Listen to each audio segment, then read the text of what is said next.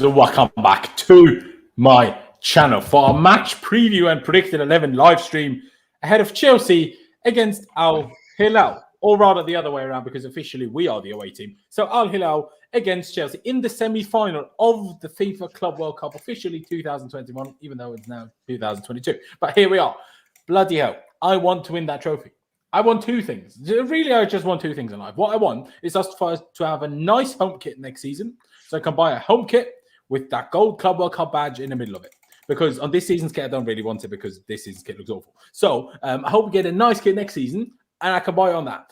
That's really what I want. I know not everyone hates the shirt, but I really dislike the shirt. But anyway, there's a lot to get through today because we're playing an opponent which, we've never played. We're playing an opponent that some of our fan base, including Pies, I've already started a little bit of a rivalry with, even though we've never seen them, heard of them, or played against them. So I think that's quite entertaining. But yeah, they beat their last opponent 6-1. So let's hope we can beat them 6-1 this time now. But let's not underestimate them. Let's definitely not underestimate them. But there's a lot to get through today also.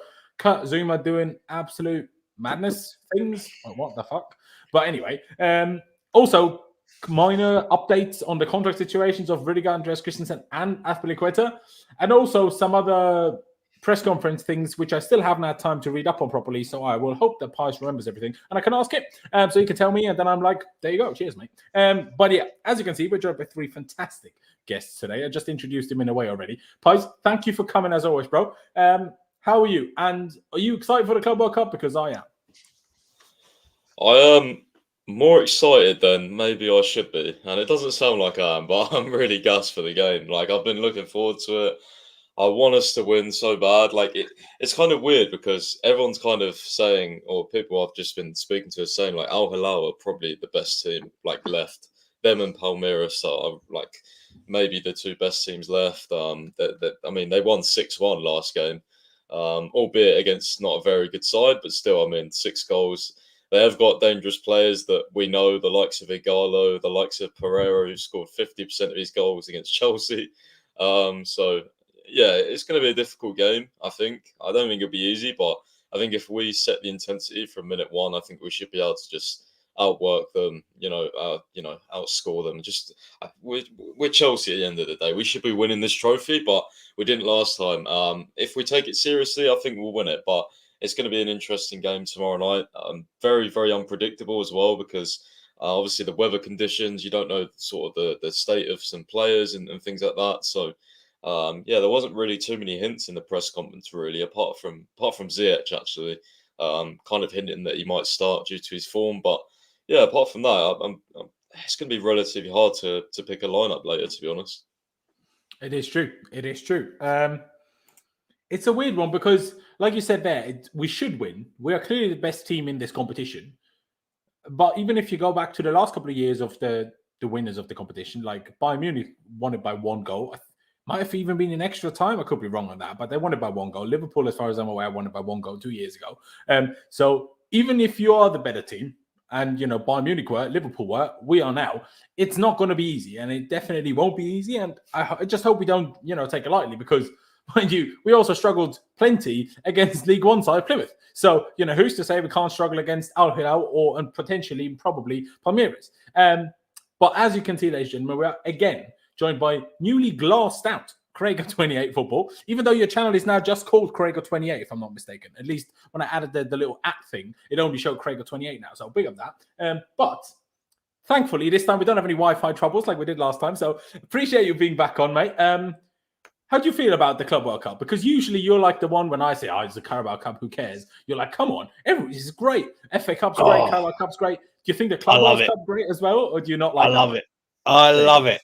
Champions of the world we could potentially be. How great is that to say? Of course, we haven't won it yet, and the teams that are in it are all in it for a reason. But, I think I care more even now because I remember 2012, I was at school. I remember we had to watch, I think it was the semi-final for the first game out there. We had to watch it in lesson in DT, a bit of woodwork. If I don't know if you're familiar with DT as a subject over in Austria, but yeah, we had to watch it in there. We got on the dodgy computers and all that stuff, found a stream. I mean, I love it. And I loved it back then.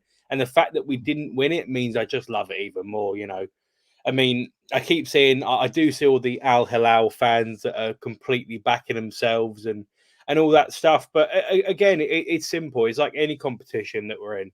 If Chelsea want to go and win it, and Chelsea want to put the effort in, it's ours. It is that simple, essentially. It's not a foregone conclusion, anything like that, by any stretch of imagination. It just comes down to how much we want it as a club. And if it's the fans, if the fans are playing, we want it. We're going to go and put our finger out. But again, we've had some iffy results, and I'm not going to lie, a little bit nervous at times. I am. But again, if Chelsea want to go and do it, and what's coming out from Mason Mount saying we've never won it before and we want to win it, and blah blah blah blah blah. If that's all true, we should be in for a hell of a we should be in for a hell of a week, essentially, because Al Hilal, who want to have a rivalry with us for some bizarre reason, let's just go and put it straight to the sword. Let's go and have it. I mean, 6-1, I watched the game. The team they were playing against, Al Jazeera or whatever, they're shit. They were proper shit. So I don't know why they're getting all big time about it, but anyone can beat anyone on their day. I mean, we struggled against Plymouth of League One. So, yeah, I'm really buzzing for this. I really am. I am as well.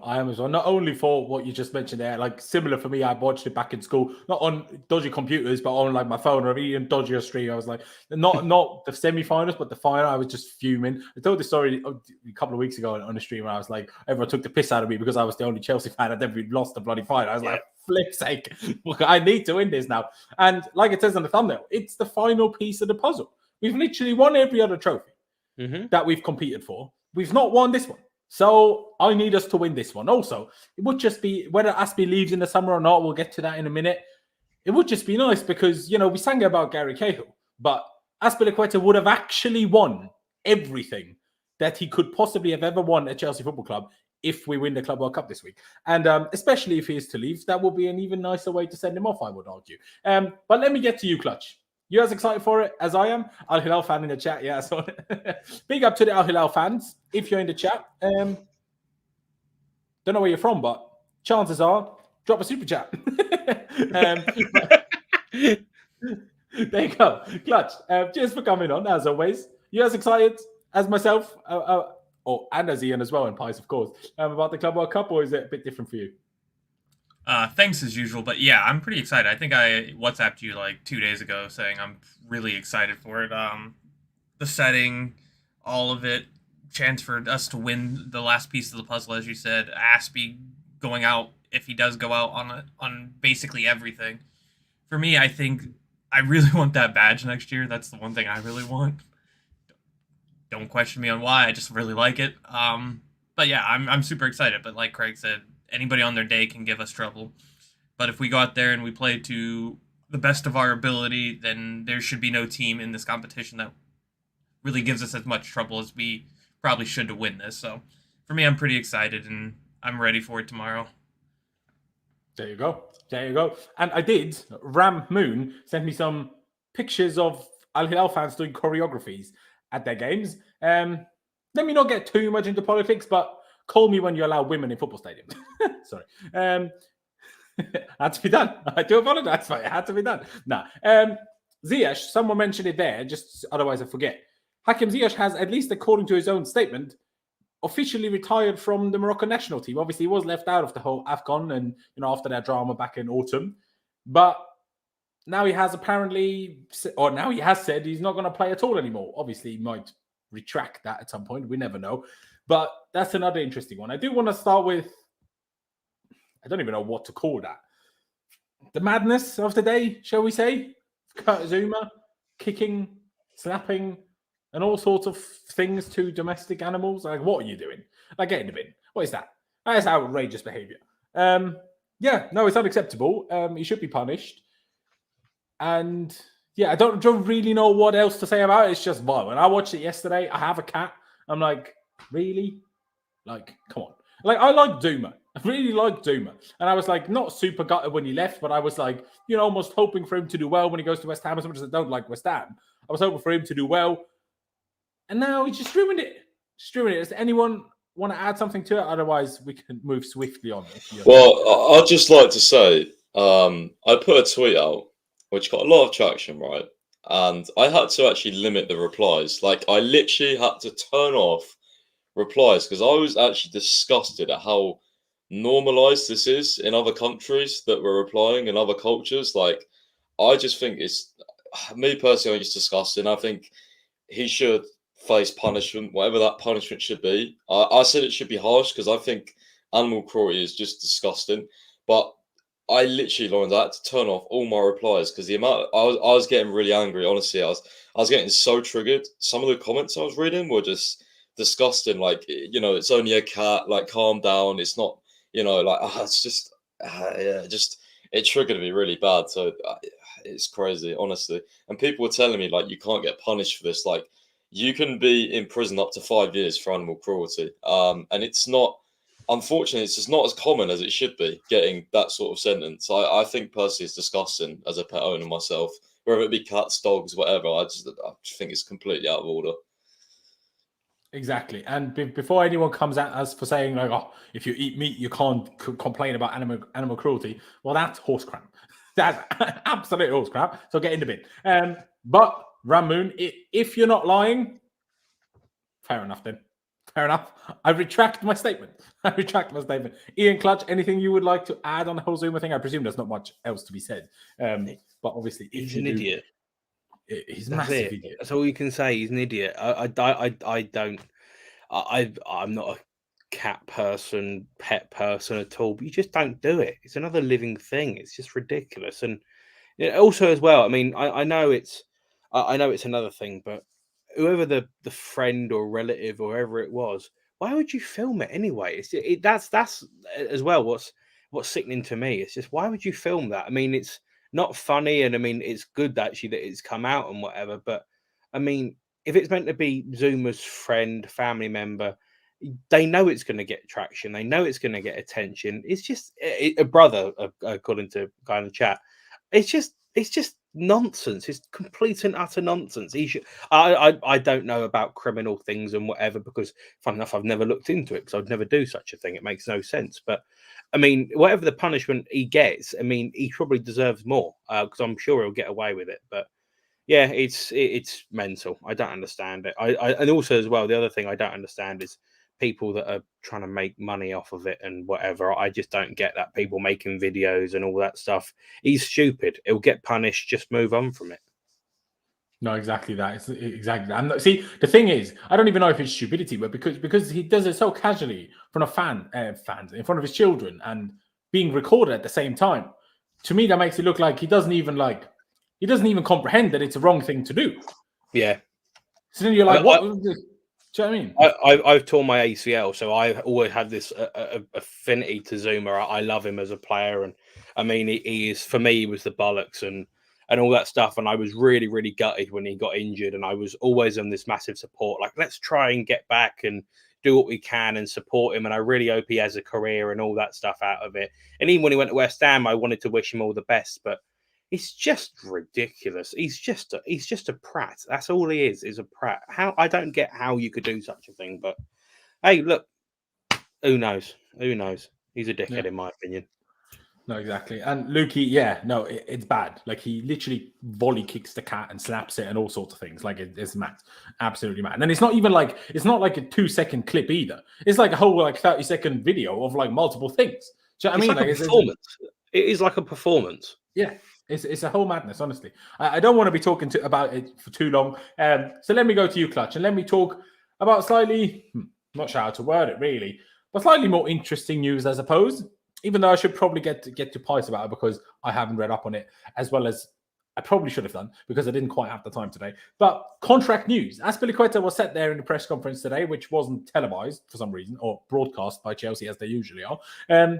But said, he's not going to talk about his future. And Fabrizio Romano has then said he has a contract offer from Barcelona on the table. A couple of days ago, I can't remember from which source, but a couple of days ago, I swear we heard that, Chelsea are confident that he will stay and this and that.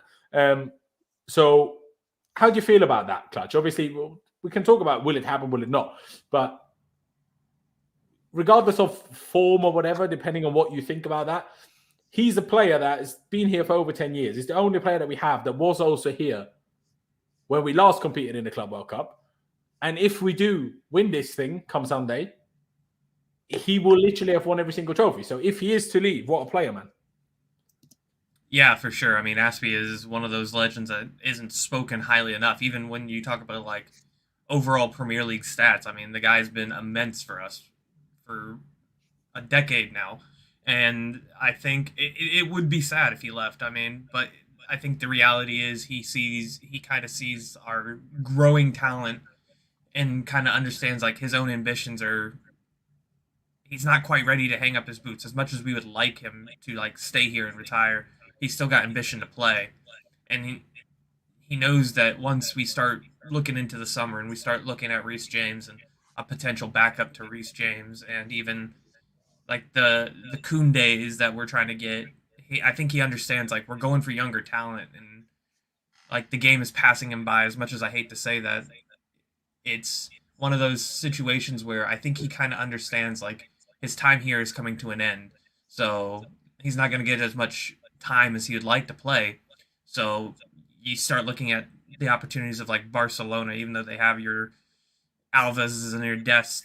Alves is really old. Dest really isn't Xavi's cup of tea. So he's probably looking at opportunities like that. Like I can go play for this club in my home country, and he's thinking that it's an opportunity to probably to be too good to pass up. As a personal side, I would like him to stay, but I understand like maybe his ambitions are he still wants to play for maybe a couple more years.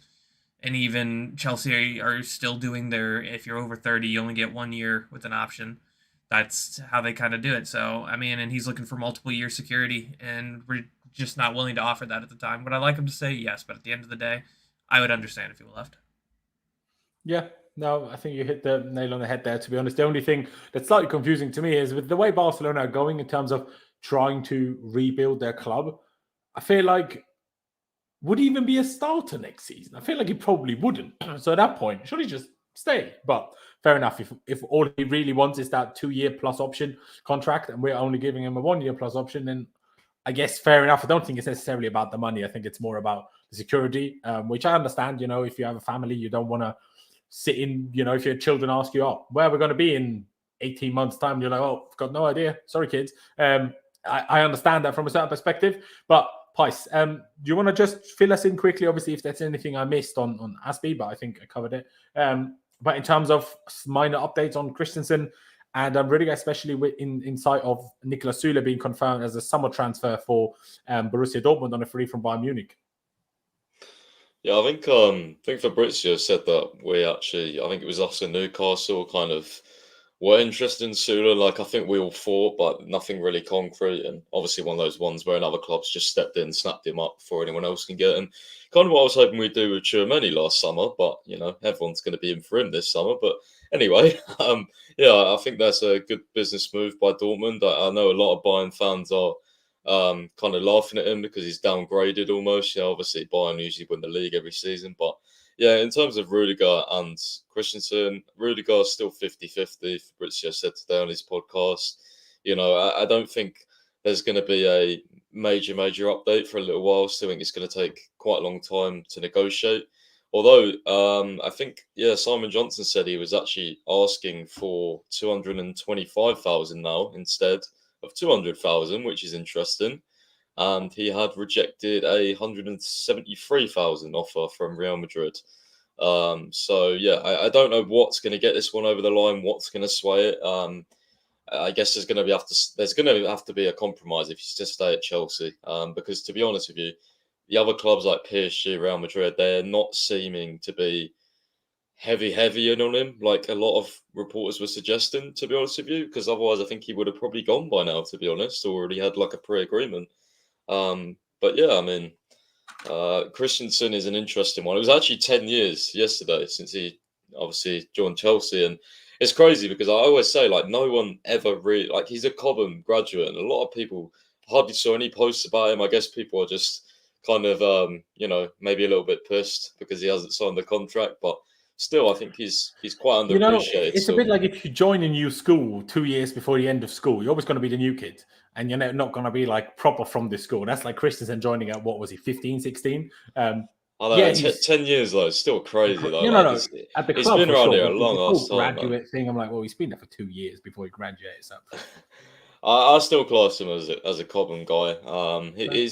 But 10 years, a long time, and like seeing the first picture of him when he signed, yeah, it's crazy. But I'd still like him to stay, but because I do rate him very, very highly, especially his defending, and I think he's got just a lot more physical now. I think he's a lot better in the air. Like he really is.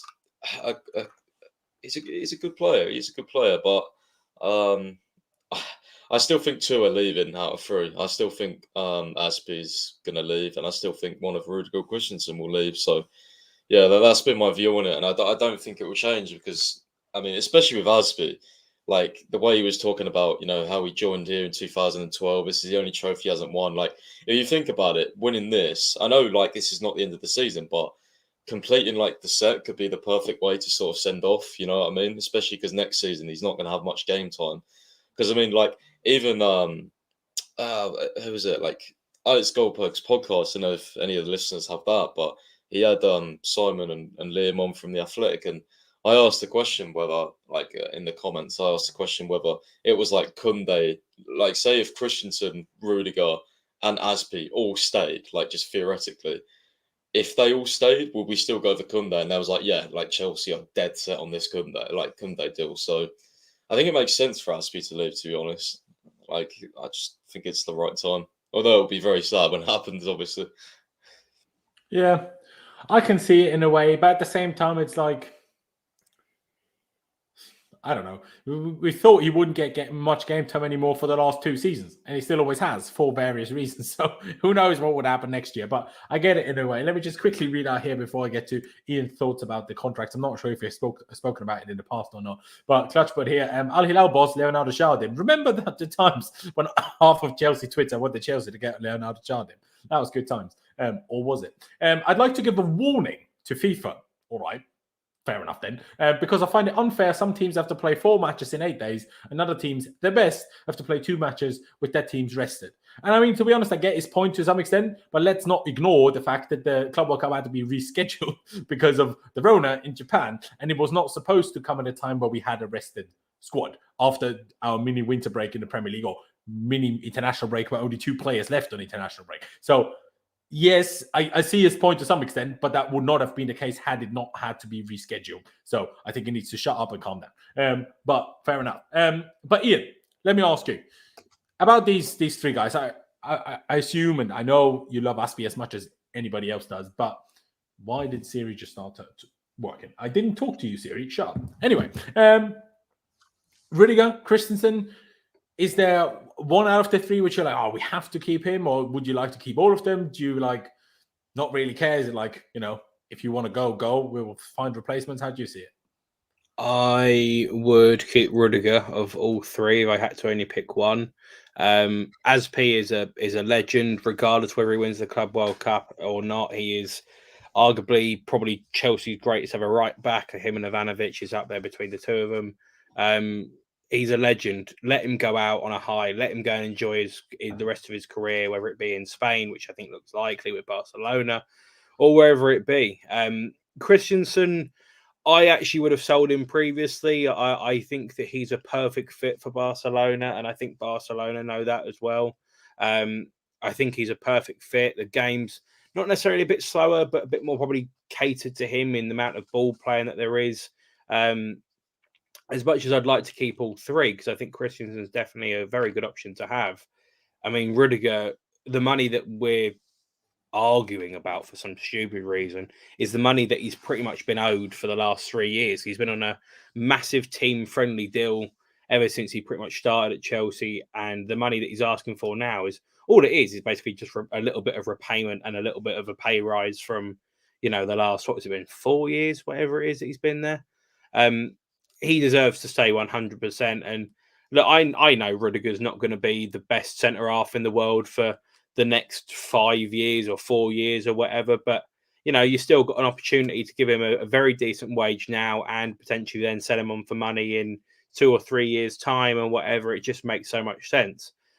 Christensen's young. Again, you could sell him for more money if you did give him a new contract, but I just don't know about it. And I think that he has been not exploited, that's the wrong phrase, but he has his problems have been highlighted, where Rudiger and the physicality that he's got, which is perfect for the Premier League, just, not papers over some cracks, but it gets him out of some sticky situations. So as P leaving, I haven't got a problem with it at all.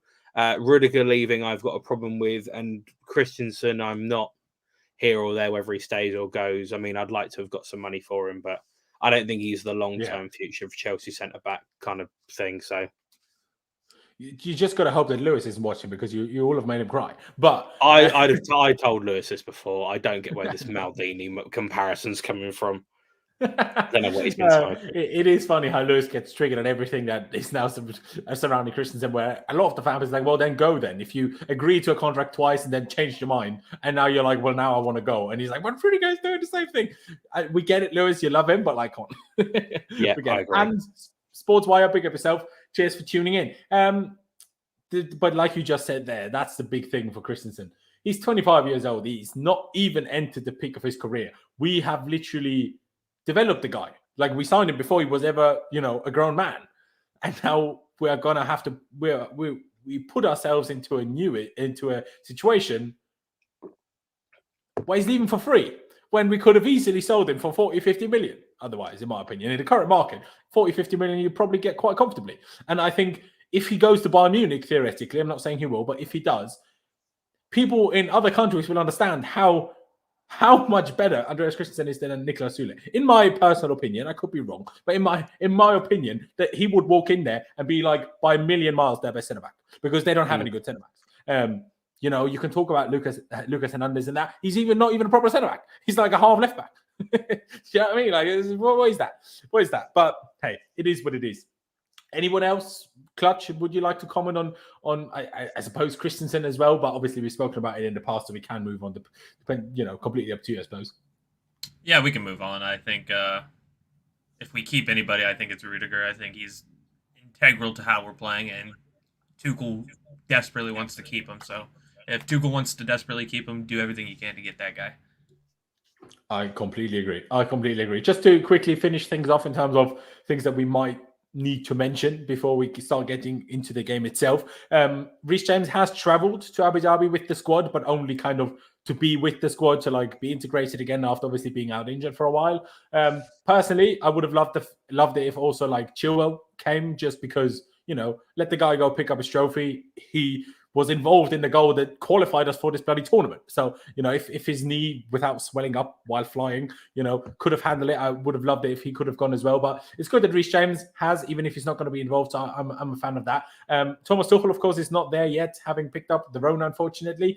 They are still trying to get him back. If he has, I think, 2 or 3 back-to-back days with negative lateral flow tests, then he should be able to flow out. What did you say, Pi? Sorry? So he needs to do 2. The earliest he can fly is Friday. So, yeah. Oh, that's plenty of time. Yeah. It's funny as well because who said it? Who actually said it? Some reporter said that Tuchel was like, he's like hating it right now. Like, hates watching the TV. Oh, yeah. Zolt Lowe, the assistant on his presser, he said, what do you say? Tuchel basically, obviously, will pick the team, blah, blah, blah, but he finds it hard to watch on TV. He's so animated. And Tuchel's like been awake at like 6 o'clock in the morning if they need to call him and stuff. So, yeah, it's crazy dedication from him. And he said that, dedication. Yeah, he said they can't come home without the trophy if he doesn't get there. So he might. It's funny because I had a lot of comments like he must have been absolutely fuming for the Plymouth game. Like, I just imagine him like start chucking his remote, his TV or something when they scored Plymouth. Like, he would have gone nuts, mate. He would have gone absolutely nuts. Like, if he was in that ground, he would have gone nuts. Especially it being Plymouth. Like, he was so casual. Yeah, it's so unlucky. But he was so casual before the Plymouth game. He was like, "Yeah, no worries. The first team will take care of this tomorrow. We don't need to fucking extra time." Yeah, mate, he would have been nuts. He would have gone nuts. the video analyzer who was having to talk to him on the phone. Yeah. I think it was Simon Johnson said I felt real bad for that guy because he's probably getting an earful the entire time. Liam Toomey was like, Benny Webber had the unfortunate task. Sympathies must go to him because he was on like call with Tuchel the whole game, and apparently Tuchel was just very animated to him the whole time. We could just give some people in Abu Dhabi a call whether we can like get Thomas Tuchel on like the speaker system in the stadium or something. Just so you can shout at the players during games. Why not? Get it going. Yeah, But especially if Werner starts. He goes absolutely ballistic. If Werner starts. Yeah. See, today has been a weird day. There's so many articles about so many random things which just come out of nowhere, which I haven't had time to read at all, by the way. But just to quickly finish that off in terms of kind of team news, like I said, Reece James will not be involved. Arno Michel said, one of our assistant managers said after the Plymouth game that Olaf Mount, Ziyech and Aspie picked up small injuries. Ziyech and Aspie were straight away back into training on the first, day back in Abu Dhabi. Mason Mount missed the first session, but has been back in training since then. But judging from what I heard and read about the press conference, it's still not like 1,000,000% guaranteed that he will be fit to start or not. I suppose, I guess you could kind of be a bit cautious, leave him out of this one, play him Sunday, ideally. But I guess we'll have to wait and see. Let's move on to a topic that, if you've been following my Twitter at all, if you don't follow my Twitter, by the way, follow my Twitter. It's at last1507. I will send a clip from the behind the scenes, unseen extra, or whatever Chelsea call it, of when Kepa saved the penalty. And I was like, not particularly happy with that reaction by Lukaku. I'm like, what is he doing? Everybody else seems pretty happy. And he's like, yeah, I know he did the whole cross thing. Fair enough. But and I get that maybe I shouldn't hold him to that, but because of the interview, what we all said, no matter who was on the stream, whether it was Clutch, Pice, Con, Jam, whoever else I had on, we all said he needs to make up for it. And making up for it is showing that you care partly. And then there was another clip that Clutch sent me from when the penalty was actually given away. You see Kai Havertz head in hands, kneeling on the ground, being devastated that we just gave a penalty away. Yes, Lukaku also had his head in hands, but it's just different. It's just different. I will say this: we don't even get to the bloody team in a minute. There's only one right choice about who can start this game. I mean, maybe Ian disagrees. I'm pretty sure Clutch and Pice will agree. But there's only one person that's allowed to start this game if it's between the two. If they start together, maybe it's a slightly different discussion. But if it's one of the two, Azpilicueta said this in the video today that Chelsea uploaded. This is the most difficult competition to qualify for because first you need to qualify for the Champions League through the Premier League. So you got to make top 4 there. And then you've got to win the Champions League just to be in this competition. Lukaku was twerking at Inter back when we qualified for this competition. And Kai Havertz himself got us into this competition. And after the howlers that Lukaku has had for the last 7 or 8 games, well, he shouldn't be playing anyway. It needs to be Kai Havertz. Fair enough if you say Kai hasn't been good this season either. Fair enough. There's not much you can disagree with that statement. But Lukaku hasn't exactly been better to deserve it. So if they're both bad, and in my opinion, Havertz giving at least more to the rest of the team, even if they're both not that much of a goal threat, then the guy that got us into this competition needs to play. Ian, because I haven't really discussed this whole matter as much with you as I have with the other two. Do you agree with that? Do you think we need to just play Lukaku anyway? For me, fair enough. When we go back to England, play Lukaku again if Kai has had 2 bad games. But for me, Kai needs to start both games of the Club World Cup. This competition is going to be a tough one. Chelsea are the standard. That's the way to look at it, as is the same way in the Premier League at the moment. Chelsea are the standard. Now, obviously, Man City are ahead of us in the league, but we're the champions of Europe. We're supposedly the best team in Europe, and we're in this competition to become the best team in the world. Now, the main problem with this is that, I mean, whatever Chelsea do, however Chelsea set up, everyone's going to make sure they keep themselves in with a chance of winning the game, or at least taking us as far as possible. Al Hilal the other day, from what I saw in the game, actually struggled in terms against Al Jazeera, I think they're called. They went 1-0 down, I'm pretty sure. I think they go 1-0 down. I think they went 1-0 down. Either way, they were not good for the first half an hour of the game from what I saw. I watched extended highlights package, and there was a lot of space to potentially run at that back line. And I think the main thing that people are probably forgetting about is that, teams will always set up defensively against us because we are going to be the favourites. We are going to be on the front foot. We are going to go and try and win the game ourselves. We're going to back our own talent. But the way they played the other day, they will still leave gaps and they will still leave spaces. So for me, I play both. I allow Kai Havertz to go and operate in small areas, and I play Lukaku up front. if we go, went 1-0 down, then 1-6-1. If we go ahead, their game plan has to change dramatically, and that's where Lukaku starts to really get in his stride and get in his favour. We're not going to be backs against the wall for large chunks of this game. You know, obviously, if we take our chances, this game could be over very quickly. Again, if we get it right. But the big thing for me is you have to play both, because regardless of what happens in the game, whether they really do want to go and be defensive and they want to go and shut up shop, they're talking about all this attacking talent they've got. And that's what the fans are saying about Pereira and Igalo and whatever. They're not talking about their defence, though, are they? They're not talking about who they've got at the back. You know, and again, you can make anything you want off of it, but Al Jazeera, that got whacked 6-1, still scored against them, still took the lead. So if you back Lukaku and if you back Kai Havertz, as you should back both, as they are our two most expensive players ever, play both of them. I don't back Lukaku, sorry. But that's the thing. That's the thing. The club should. That's the problem. If they don't back him, why do they buy him? I hear that, but I will also say Lukaku was also used against Chesterfield, and we took the lead against them. So, you know, judging from that, doesn't really matter how bad the opponent is. Lukaku will just struggle these days. The main problem with Chesterfield is they took the lead. Let me be a bit less piss-takey for a second and just ripping into Lukaku, right?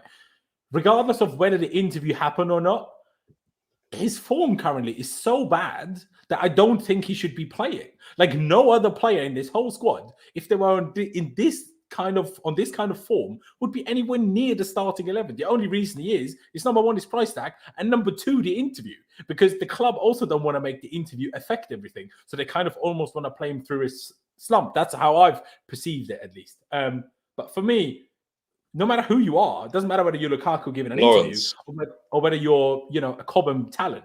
If you've played 7-8 games this badly, go away and don't play anymore, please. Like not forever, but at least try something different. If that doesn't work either, fair enough.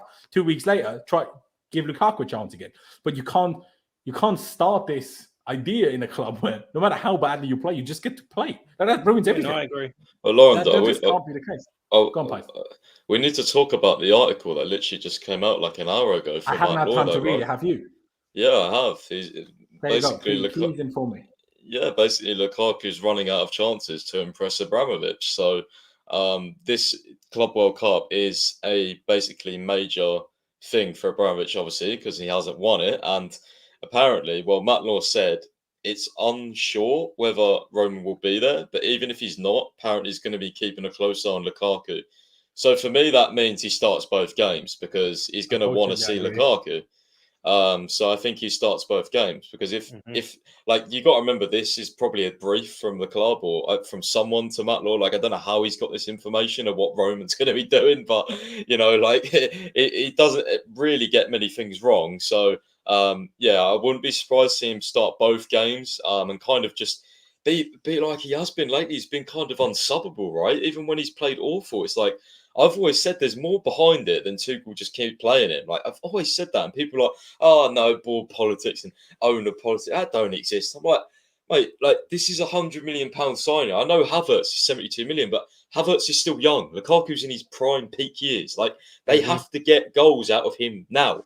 And if you bench him, even though he's played shit, that doesn't help the situation. Like we're in a lose-lose situation here because he plays, he doesn't score. Great. Well, that affects us. You can argue that him playing affects us as well. But if he doesn't play, Laurenz, this is what I said to you the whole time. If he's benched for like these 2 games, like what signal does that send out? Like it'll be ruthless, but like I don't know. I just feel like he's going to keep playing, bro. I feel like Roman wants to see him get value for his money, and it said in the article like.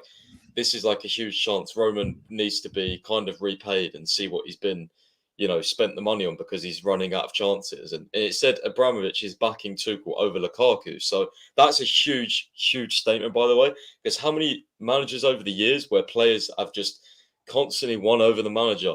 And with this Lukaku incident, it seems like Tuchel's got even more credit in the bank for the way he dealt with it. I seriously think Tuchel's got so much credit in the bank behind the scenes. Because of the way he dealt with it, like that could have ended our season genuinely. Like if Tuchel dealt with that wrong way, or he could have lost half the dressing room, but he seems to have actually kind of just kept it all together, which I think other managers might not have. Although I think if we dropped him for longer, we could still be in the Premier League title race. So true, but that's why I say it's a lose-lose situation, though, because the owner and the board want to see the £100 million asset in his prime years play like they bought him for. But at the same time, even against Plymouth, right? Havertz came on. He arguably could have set someone up and stuff, but he came on. We just looked so much better. And I know it's League One, but we just did. Like, we just did. He was linking up. He was finding space. He was dropping deep. Like, he just looks better up top. But you know what the weird thing is? Sorry to interrupt you there. When I watched the interview by Arno Michels, obviously one of the assistants that did the media work around the Plymouth game, post-game, he said, there were, obviously we conceded and we didn't take our chance, but in terms of general play, they weren't that unhappy with the first 60 minutes of the game. So he said he was more happy with when Havertz was on the pitch, where I'm like, what are you guys all looking at? I still think it's all to please. Like, it's all PR, it's all good media. Like, I generally, these Germans are very, very good, honestly. With the media, they seem to be like, even Zolt Low today, when I was reading some of the press comments, like the way he was just saying stuff, like it's all very like, I don't know, it's just articulate. Like, it's not like, I don't know, how do you explain it? Like, it's all very professional, kind of, you know what I mean? Everything they do is professional and well calculated. Like, it's almost like they pre-plan these things, you know what I mean? Like, they know exactly how to say things and how to, not get those articles out there as well, because those are a big thing which upsets the team and stuff, because so many people use social media nowadays. It's crazy. But I think, Ian's probably got the right idea. I think you probably play both, to be honest. I think you probably play both. Maybe in one of the games, see how it goes. That might be the only solution. Tomorrow, because no matter how much Al Hilal fans are hyping themselves up, on paper, they're certainly an easier opponent than Palmeiras will be on the weekend. By the way, Palmeiras, if you guys haven't followed the chat, 2-0 up in their semi-final right now. But the only thing I find confusing, just to react to what you said about the article, if there's anything more, obviously finish in a second. What I find a bit confusing is two things. Number one, everyone keeps telling us we don't have money and Abramovich doesn't inject anything anymore. So why is he concerned about his money that was spent if he doesn't inject any anyway? So that is contradicting in itself. Number two, forgot it now. Brilliant. What was my second point? What was it? What was the contradicting part? This whole Thomas Tuchel has apparently had 2 conversations with Roman Abramovich since being Chelsea manager. Do we really think Abramovich is on the phone to Tuchel while Tuchel is sat in his house in London with the Rona? Saying Thomas, you must play Lukaku. Do you know what I mean? But Laurenz, I think if Roman wants to send a message, he won't it's very rare that, like you say, he will call someone or have a meeting or something directly with the manager. That's always been the case. I think it obviously goes through Marina and Czech, and then they get the message to Tuchel. It's almost like Roman's is the big scary boss, right? If you have contact with Roman, it's either you're screwed or you're getting a guaranteed signing. Do you know what I mean? He's not the kind of owner that will speak about a lot of situations. I don't think. I think it goes through intermediaries, through the board members, and then the message gets relayed. I think that's how it works. I think even Lampard, right? Lampard said he didn't have many discussions with Abramovich, so. It's he was held in such high regard here. So, I mean... Didn't Lampard say he never actually spoke to Abramovich? Because obviously he didn't win anything, so he never got it might have been the case. I think maybe once, I'm not sure. I can't remember, but it was very... I remember him saying something contact was very limited and things like that. And it's Roman obviously is the other day, he bought another plane the other day and he was out in the Caribbean. I saw a video of him jetting off and it was just so, it's not all about Chelsea, but it's still, he's a busy man. But, yeah. The last point I will make is I'm pretty sure Roman Abramovich wants to win the Club World Cup more badly than he wants Lukaku to succeed, especially with the way Roman Abramovich spends money. I'm pretty sure he wants to win first and foremost. So I feel like if Tuchel says, well, but we're not going to win with him, then, I think he'll be fine. But the problem is, considering he started in the last 7 games, I don't think Tuchel is going to say that is the unfortunate thing. Ian and Clutch, obviously, if you want to react to what Matt Law said in the article, please do. I would just quickly, and just interrupt me if you do. I would just quickly run through a few things about Al Hilal before we get into our own team and discuss that, what we would like to see. Now, Al Hilal, of course, team from Saudi Arabia. In their own league, as much as they big themselves up, they're only 4th, mind you, which is, to me, quite funny. And there's not even like close. Sure, they have a game in hand, but they're 13 points off top. Like, they're as far off top as we're in the Premier League, and they're giving it a big one. So that I find a bit strange. Their highest goal scorer is still Bafétimbi Gomis, of course, formerly of Swansea, but he left, so they don't even have the highest goal scorer anymore. I love Bafétimbi Gomis. Yeah, who doesn't? Who doesn't love his, like, what is it, tiger, with lion, whatever his celebration is supposed to be? Whatever the that was. Exactly. And on the app that I use, the highest rated player of the season so far is Mateus Pereira, who unfortunately we know all too well from when he scored against us for West Brom. So that's not fun. But otherwise, you know what I mean? Like, yeah, they've got Marega, obviously. Is this the Marega? Is this like the big, muscly Porto striker? From Porto, Marega? yeah. Yes. Why does he play right wing for Al Hilal? I'm very confused by that. He played there for Porto quite a bit as well. Did he? Yeah, right wing and striker, because they play a 4-2-3-1. So So how can he be a winger? he's rapid. Like, he's like kind of like a True, Dharma, he's kind rapid. of. He's very quick and strong. They but play a Adama is 4-2. not like 6'4" or 3 or whatever he is. Yeah, they play a 4-2-3-1. So they have like Marega on the right. I think Pereira is like the attacking mid, Igalo, and then they either have Carrillo or there's another guy they play on the left. Carrillo is another one that has played in some big leagues, I think. Yeah, although He played in Portugal. At least as in the well. last game, some Donny called, what's his face? Salim Al Dabzari. Yeah, He was a nice he's the left mid. Yeah, him and Carrillo kind of alternate. Yeah, I will say Yeah, Musa Marega is not as tall as I thought he was. He's like It's kind of like it's sad, but I actually kind of know like a lot of these Al Hilal players just because of FIFA. Like, it's generally like crazy. Yeah. Like, I remember like their DM called like Kano or something. Like, he had a team of the season card like from the Saudi league, and I'm like, oh, I know him. Plays for Al Hilal. You know what I yeah, mean? he's the guy that we packed and we were like fuming. It's blue. Oh, Yeah, no, look, Chelsea are playing him tomorrow in real life. It's crazy. There you go. How do I know these guys? There you go. But yeah, anything, Clutch? Anything you would like to add on Al Hilal? Because obviously, I mean, I don't know if you have it up, but like I said, I find it a bit strange how they're bigging it themselves up when they're not even top of their own league. But obviously, they won. Is it like the whole Asian Cup, like the Champions League does for Europe, or is there a separate Middle Eastern one? I don't really know. Also, I don't understand Leonardo Shadim's comment when he's talking about 4 games when they've only played 1 game before the game against us in the Club World Cup. So it's just 1 more game, not 2 more games. Don't really understand. I think they're backing themselves to make the final, I think is what they're saying. Yeah, but even then it's only 3 games, not 4 for them. Yeah. If they've only played 1 before us. Again, no idea what's going on. Maybe some other clubs played even more than Al Hilal, and he was trying to be like supportive to the other teams. I don't know.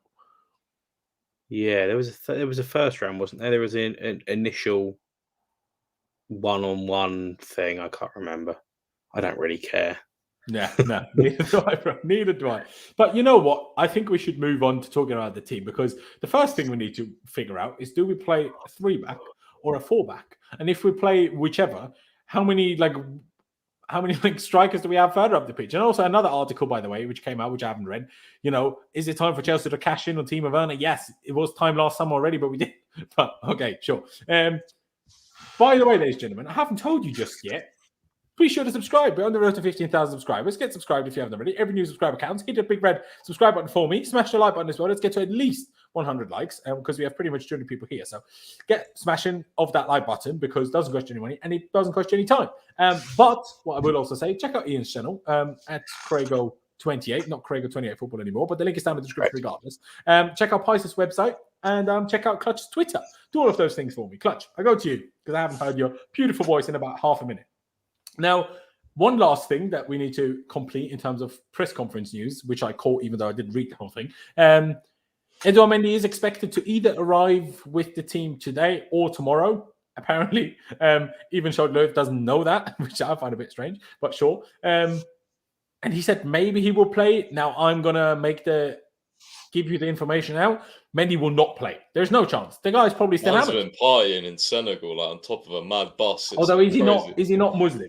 So if he's Muslim, he's probably not hammered. So, you know, but maybe at least sleep deprived. So, you know. Maybe that's at least something. Ian is a very important man. He's the phone call. Don't worry about him. Though. But yeah, that will tell me Kepa isn't going. Like, why would you risk throwing Mendy in there after parting, after flying? Do you know what I mean? Like, just play Kepa. Do you know what I mean? Like the guy, give him one game. It will be his last game for God knows how long anyway, unless he plays the cup final, I suppose. But Clutch, do you agree? Kepa and goal? Yeah, I agree. I don't think you just gotta go throw Mendy in there after all that. I mean, all the rush and all that excitement's gonna be there for Mendy. I think Kepa's especially after his performance against Plymouth over the weekend, I think he has the confidence to go and get the job done. So I'd play Kepa. There you go. So would I? Pies, what about you? Kepa, yeah? Or would you like to see Mendy play, even as no matter how? Yeah, no, Kepa in the semi, Mendy 100% in the final. Still back that. I still back Mendy in the Carabao Cup final as well, by the way. I don't know why Kepa would play, even though I don't understand this whole cup nonsense thing. For me, you play your best goalie in the biggest game. So Mendy in the Carabao and the final if we win. 100%. I agree with it, especially now that we're in a situation where we can probably sell Kepa in the summer. But if you have not even that, like position that both earn a lot of money and you don't want to ruin the squad vibes, you need to give your second goalkeeper game time. Otherwise, that causes problems. Not even that though. This season is a bit different. Not even that though. It's like people don't understand how high Mendy's confidence is going to be after winning this tournament as well. Like he saved a bloody penalty, guys. Like you know what I mean? Like he never saves penalties, and I just think his confidence is going to be sky high. And it's great because we've got two goalies right now. Kepa looks really confident, and Mendy's just going to be like, he's on top of the world right now. Like, there's nothing better than winning a trophy with your country for me. No, there really isn't. And thank you for mentioning it. Actually, I wanted to mention it myself earlier. Big up, Edouard Mendy. Why is this not showing up? There we are. That's what I wanted to show. Big up, Edouard Mendy. Like Pice just said, saved the penalty. In the shootout before obviously Mane won it for Senegal. But yeah, what a guy. I mean, and that's another reason why I really want to win this trophy is, well, Mendy's already champion of Europe. Mendy just became champion of Africa. If we win this bloody tournament, the guy is champion of Europe, Africa, and the world all at the very same time. In like a year, like, you know, like I was thinking, like, whenever he leaves Chelsea, like his legacy is going to be absolutely mental. Like, it's going to be crazy. Genuinely, it will be nuts. Because he's done all this in, like, a year. Like, if we win this, like, as you just said, like, all three of those, that's crazy, bro. That was crazy. It's true. And please, Morton, he didn't save two. The other one was hit against the post. But he did well to make sure he didn't hit the back of his head and go in. You know, made sure to duck under it. So, well done. But, Ian, I presume it's Kepa for you as well tomorrow, just, to not overdo it with Mendy after just, celebrating and coming in. Potentially only arriving on match day. Probably not the best preparation to start a game, is it? Yeah, I play Kepa and then Mendy for the final. There you go. Fair bloody play. Now the question, I'll stick with you, Ian. Back four, back three? 4. There you go. Clutch, back four, back three? Back 4. And Pice? No, it's interesting because while I would go with a back 4, I wouldn't be surprised if they play a 3 because Al Hilal are very, very attacking. So don't be surprised if they play a back 3. Yeah. See, it does annoy me when you have managers that are this detailed, like we currently have. I'm like, bro, we're Chelsea. I don't want us to adapt to Al Hilal. I want them to look like mugs because they tried to make us adapt to them. I mean, did you guys see the video? The coaches left after the 4th goal. You see that the coaches Barry, Zoltlo, and Michaels were at the ground, and there's some Saudi guys that were obviously sitting in boxes or whatever. They filmed them leaving up. Literally, Al Hilal scored the 4th. And they just walked out of the stadium. So I think they saw enough of the team. Hopefully. I hope so. But Pice, I'll stick with you. Then, as we've all, I mean, you said you would prefer a back 4, right? But you wouldn't be surprised if it's a back 3. Yeah. There you go. Yeah. So at least we're in agreement in that sense that we would all like a back 4. So just to make things a bit easier for what we're doing here on screen. So then the centre back 2, really going Thiago Silva for you or something different? I think the main thing is actually the formation first, to be fair. I don't know. Yeah, but let's do the back 4 first, and then we decide the rest of the formation when we get to the midfield, I guess. Yeah, it's got to be Rudiger and Silva, hasn't it? I think. Yeah. The final Yeah, is on it's got Sunday, right? Not Saturday. No, it's Saturday. It's Saturday. Is it? Yeah. Okay. Why? Why? Like, if we play Wednesday, why wouldn't you just make the final on Sunday? That makes Because so much no sense. isn't a working week over there Sunday till Thursday, and then Friday and Saturday they're weekend days. Well, fair enough. I think. But still, don't make us play on the Wednesday then. Do the whole thing just a bit earlier and play, the one semi. Yeah, I agree. Yeah, play the Monday and the Tuesday, and then I agree. Just to there's no need to overdo it. Because one of these players we just mentioned here is a 37-year-old. I don't want him to get injured for no reason. Someone said Timberland boots at centre back, for God's sake. Hey, put in whatever you want, bro. Musa, put in whatever you want. In goal, I mean, someone said Lukaku's boots themselves would have saved 7 penalties, which you're probably not wrong with. That's how massive they are, especially the Timberland ones. Imagine Timberlands with studs on it, like Wayne Rooney trying to injure John Terry. But John Terry found it quite funny, so fair enough. But yeah, Thiago Silva and Rudiger, I would probably go for it as well. But if Chelsea decided, if Tuchel decided, let's make sure Silva is fine for the final and play Christensen with Rudiger or Chalobah with Rudiger to be safe, fair enough. I wouldn't have the biggest problem with it, if I'm being honest. But Clutch, back four for you, or centre back two, I suppose. Thiago Silva and Rudiger as well, or would you like to be rather safe than sorry with Thiago? Nah, I'm going to play Thiago Silva, I think. He's our current best centre back, arguably with Rudiger. And I think we're going to need his leadership in that back line. So I'd go with Thiago Silva. Not gonna lie though, they do I think it's a fair point. If you could save Silva for the final, because is he going to be able to play Wednesday and Saturday? I don't know. Yeah, that's the people aren't even taking in. Another thing is the heat, guys. I don't think the team. It's not that hot though. It's 25 degrees. It's not that bad. I know, but I'm still we're not used to it. I don't think the players are not. Oh, but Thiago, he was in Brazil last week. Yeah, but that's what I was thinking about. If we play Palmeiras, I think Silva he's got to start that game. So yeah, that's true.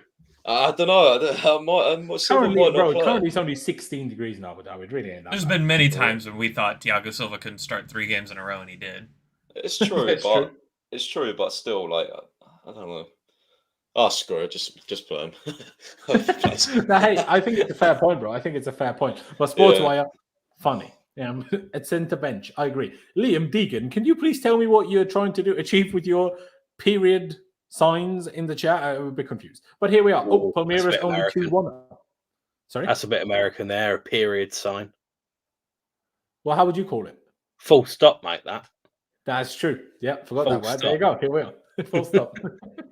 See, I was like, wait, what do you call it? What do you call it? Is it just a period? Because how often do you talk about it other than at the end of a sentence? You know what I mean? But anyway, here we are. Ian, for you, Thiago Silva and Rudiger, or would you, like I've suggested to Clutch, be rather safe than sorry? For me, it depends on who you're going to play left back. I would probably play that as Sarr, I would say. I think he's probably just a little bit easy to change out of. So I think I would probably go with Christensen actually and play him on the right hand side, and then Rudiger on the left to help with Sarr, shall we say? Fair enough. I will. I mean, I guess I could switch it around just to even though we're all aware that if Thiago and Rudiger start, it's going to be Rudiger on the right, Thiago on the left. I see. Yeah. I see your logic. I see it. I'm not really 1,000,000% convinced. Do I think it matters which one of the two plays? Personally, not really. I think we should be fine regardless of which one of the two plays, if I'm honest. But at the same time, I'm like, for you then, if it's not Thiago, is it for you definitely Christensen and not Chalobah, yeah? Chalobah's a good option. I didn't think about Chalobah. I think you still play Christensen, just in case. I think, yeah. Fair dues. I'll go back to Clutch, actually. Fullbacks. Obviously, against Plymouth, we had Sarr there for the first half. Then Christensen was the one that was subbed off and Sarr moved into centre-back. So I guess theoretically, we could see Rudiger and Sarr at centre-back and Alonso at left-back, theoretically. But, let's hope we don't do that. But, I mean, I presume we're all pretty confident that it's going to be Azpi at right-back. excuse me, and not all of a sudden Chalobah. But left back, like Ian just hinted on, it's kind of between Sarr and Alonso, is it not? Would you pick Sarr again, or would you go for Alonso then, Clutch? I mean, if you're giving me those two options, I think the only option is Sarr. I don't think Alonso's an option in the left wing back or left back position. So I'd go Sarr and Aspie. Fair dues. And Pice, what about you? I love how Clutch said that. If you give me those two options, yeah, no, I'd go Sarr. Okay, you can also pick Roberto Carlos. Yeah. If you give me those two options, then it's not Alonso. Yeah, no, I think Sarr. Genuinely, I think he's been decent. Apart from obviously that mistake, I think he's been pretty solid. So I'd start him. Definitely a case for Chalobah to be right back as well, because I think Tuchel did mention he was going to be maybe considering him for right back when he returned. So that could be something that we could see maybe. I guess it could I'm be. a bit worried with Azpi. I know I keep mentioning the heat, but I don't know. Until I see us play in it, like I just want to see us play first. Like, how badly are they gonna, because bombing up and down the pitch? I don't know. Yeah, Pies. I think you do realize that when we play Premier League in August in England, right? You do realize it's the same temperatures as right now in Abu Dhabi. Right? I know, but it's like He's also. Yeah, I've been to Abu Dhabi. Like it's different type of heat. It's dry heat. Like it's horrible. Honestly, Did you go in winter or did you go in summer? Mate, I don't have a fucking clue, to be fair. I don't know. I went when it was England Christmas, so December. I don't know what their thing, but it was hot. It was hot. It was fair play. If it is supposedly that hot, but mind you, it is also taking place in the evening. If it's a 4:30 kickoff, yeah, maybe I'm overreacting, but I just want to see us play first. So I wouldn't be against seeing that Chalobah, I do hear you. I mean, someone in the chat, a couple of people saying I'd start Kennedy this game. I mean, if we play a back three, I wouldn't even be totally opposed to giving Kennedy a run. Like, when's the next best chance to give him a game? Because I guess against Palmeiras. Yeah, well, I suppose. But bloody hell. He's other than the final, it's probably isn't Luton, right? And I don't even know when we play the next FA Cup round. So if you want to give him game time and try him out, then tomorrow is probably the best chance. But if we play a back four, probably not. He's not playing in a back four. He's in a back. Laurenz, the FA Cup. I just want to say the FA Cup is after the Carabao Cup final. It's the game after. I think it's the 5th of March. Oh, fair play. Ian does unfortunately need to leave a little bit earlier than expected. So on that note, Ian, I will ask you just to finish the rest of the team off. I presume you agree on. Apparently, I don't. Sorry, very quick. Apparently, I don't need to leave. Oh well. There you go. So then you can just emphasize. Come on, you can just emphasize your point on you wanted Sarr at left back rather than Alonso. You said that earlier. Yeah, I think Alonso ain't a left back.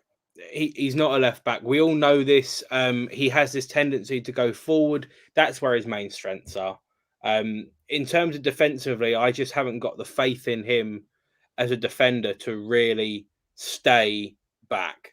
And if Al Hilal, it is Al Hilal. Sorry, I'm all over. There you go. Yeah, it's a weird name to say when speaking English. Like if I say it in German, as much as it's the same word, it sounds more proper. Yeah, than if you say it in English, it sounds like I don't know. Sounds like a chicken chop. But if they're going to come forward constantly, which is what they are going to do, because that's where their strengths are, I can't back him to constantly just stay back. And I think that Alonso is a full that would work in some capacity, I'm sure. What's that fact? I think the main thing is look after yourselves, and that's the main thing with especially potentially Thiago Silva playing on the left hand side as well. If you're then going to play Alonso there next to him, and Thiago Silva could get isolated against oh my god, boss of Portuguese's name, Barrega. Yeah. Just no. So this isn't me saying I'm absolutely in love with Sarr. I think he's been a lot better than he has been previously, but you can't afford to play Alonso and just get overrun constantly because they'll realise that weakness. They're here for a reason. They are one of the best teams in the world. That's why they've qualified. they can notice an obvious weakness, and that would be the massive weakness if you did play Alonso left back. Wing back, completely different conversation. But if you're playing a left back, if it was wing back, would you start Alonso or Kennedy? For this one, I'd start Alonso, just because I think, again, you have got the constant threat that he's going to go forward, and if they might then shit themselves and uncommit to their game. But yeah, there we are. I just hope Mad42 is right. And Tommy, the CFC fan, I am not German. As Jester said, I am Austrian, but our first language here is German. As much as that might be confusing for some people. It's like, in America, the first language is still English, not American. As much as some Americans might not know about that. Sorry, Clash.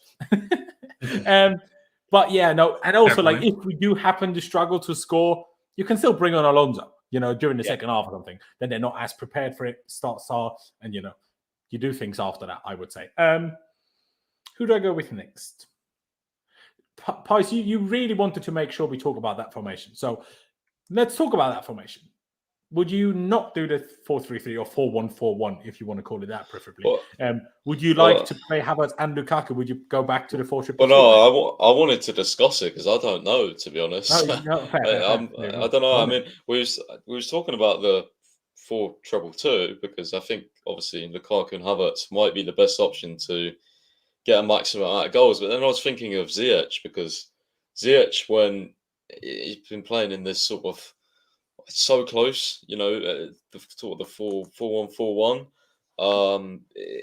He's looked really, really good, and I know he scored against Brighton, but when he has sort of played as that wide attacking mid, almost, he has to track back, and I think with his performances at the moment, I think we have to try and think about getting the maximum out of him as well, because he's on red hot form. Like when he's on this sort of form, he's unplayable. I thought he was really, really good at the weekend as well. Again, against Plymouth, although it was Plymouth, but still, I think when he's on this series of games, hopefully he doesn't get injured as well. Because whenever he's had this before, he's got injured, and luckily it's not too bad. So I think you have to try and prioritise getting the best out of him as well. So it's an interesting debate on what we would do. It is. So which 2 or 3 would you then pick? You can change your mind again after if you want to. I'll go back to you at the end if you want. I probably would go with the 4-2-2 because I want both. I want Havertz and Lukaku, but I think it will be Lukaku on his own up top in 4-1-4-1. Yeah, I think that's what will happen. It's a tough one. And if it's then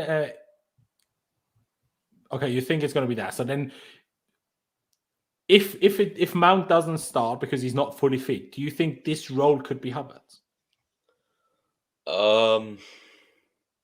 Because he did play that late on against Plymouth after Werner came on for cover.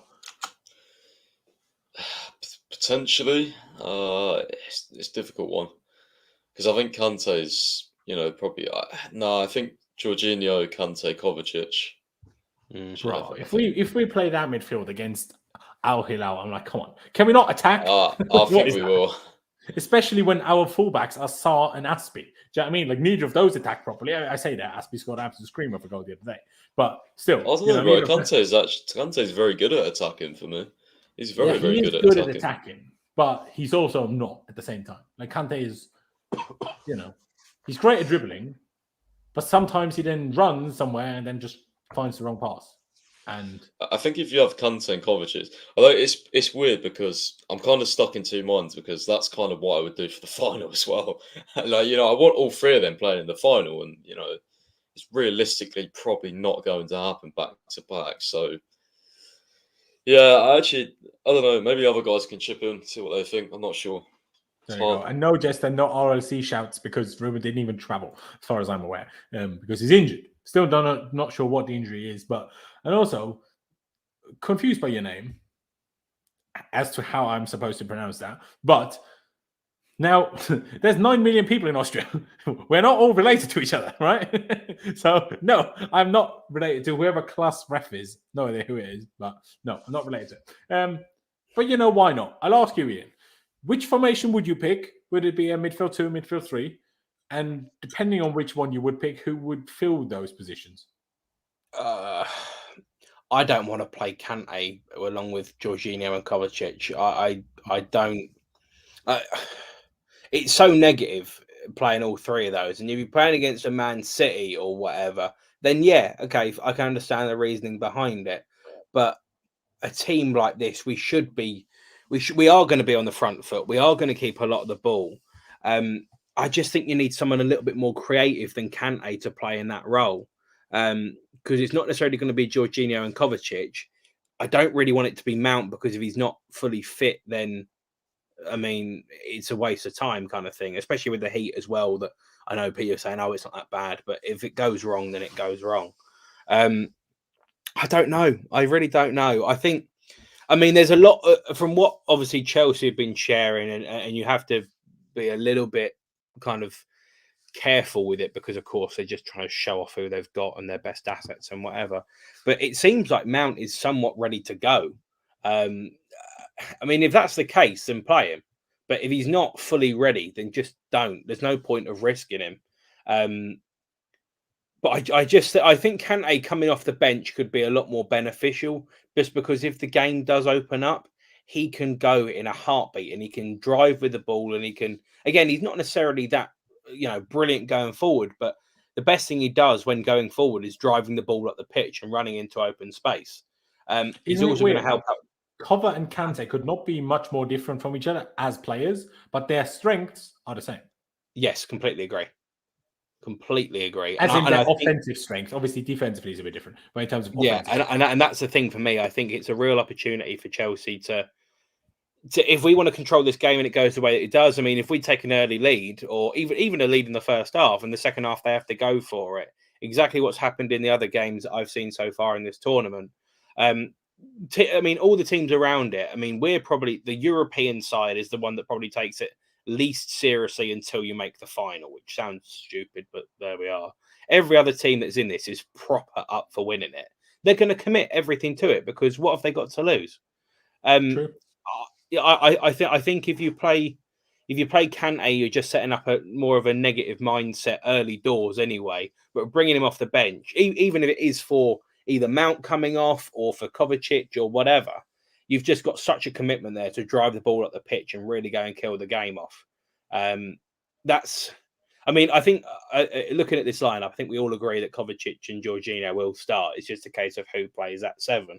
And I think with the way the game will probably go, Mount would be the best option if he is fully fit. But again, that's if he is fully fit and various other different things. But, I did see Saúl Ñíguez being mentioned as well. I wouldn't start him, but, the speed of the Premier League maybe isn't suited to him. Is the speed of this game and maybe a bit more suited to him, potentially. Yeah. But and to be fair, hey, the last 3 or 4 or 5 games he's played, he's been good. He's been all right, yeah. I mean, again, we're not building our team around him for the future. That's never what we're saying. But, I mean, he's definitely a very decent option to have. But I don't know. It could be so many. I would personally probably, again, if he's 100% ready to go or even 70% ready to go, I'd play Mount. But we don't know that until anything comes out. And the press conference, of course, is crap like most times anyway, because people don't ask these questions. Exactly. I mean, it's a weird one. Before I go to you, Clash, for me, it's like it almost depends on who we're going to play, what formation I want us to play. Because if we're going to play Kante, I think I'd rather 4-2-2, because I don't really see Kante being perfect in any position of this midfield 3, other than maybe the left side, but that's Cover's position. And Cover is too good right now to not play. Like, that would be unfair to him to not play. So I guess you could make the argument, play a midfield 2, play Cover and Kante, drop Georgie. And then you can have a whole different debate again, what you do against Palmeiras. But for tomorrow, you could make that debate, especially if Mount isn't fully fit anyway. And Mount is the one that's kind of struggled most with this 4-2-2 formation. Leave Mount out tomorrow. Play a 4-2-2 with Kante and Cover as the 2 6s. And then let it go that way. That's probably what I would say. If Mount isn't fit. But if Mount is fit, I would agree with what Ian just said and go with George and Cover Mount again, if I'm being perfectly honest. Clutch, how do you see it? And Pice, I'll go to you again at the very end. What would be your formation? And depending on formation, what would be your midfield? I mean, I don't think we see the 4-2-2. I mean, it takes away from pretty much all the other players not named Lukaku and Havertz, who even in that formation have not looked completely brilliant. Ziyech has looked completely brilliant the last 2 games we played in this formation that suits him. We got to keep playing to that. We have to. And for me, I think we're going to play the 4-3-3. And if Mount isn't available, I would like to see Havertz there, but I doubt we will. And I think it will be Kante if Mount isn't fully available. But if it was me, it would be Georgie, Kova, and Mount, like we did over the weekend. Do you see any chance whatsoever that Tuchel would play Kante as a lone DM? No. Pice, do you see any chance of that? Nah, I don't like doing that anyway. He's not a lone DM. I think we've been through this like 1,000 times. Oh, I agree completely. I'm just curious as to whether Tuchel will do it because Lampard did it. Nah, yeah, I think I don't think Not so. in a semi-final. Yeah, you need some control as well. I think you play Georgie in a lone DM. You need control in there. Yeah, it's a weird one because especially because like Laurenz as well with Jorginho, like he can slow the game down as well if we need to. Like he can dictate the tempo. We all know this, so especially if we get an early goal, Jorginho could be vital because you can play the game. He can dictate the pace of the game, just by the way he passes it and how he passes it because we build through him a lot of the time. So yeah, I think you're playing.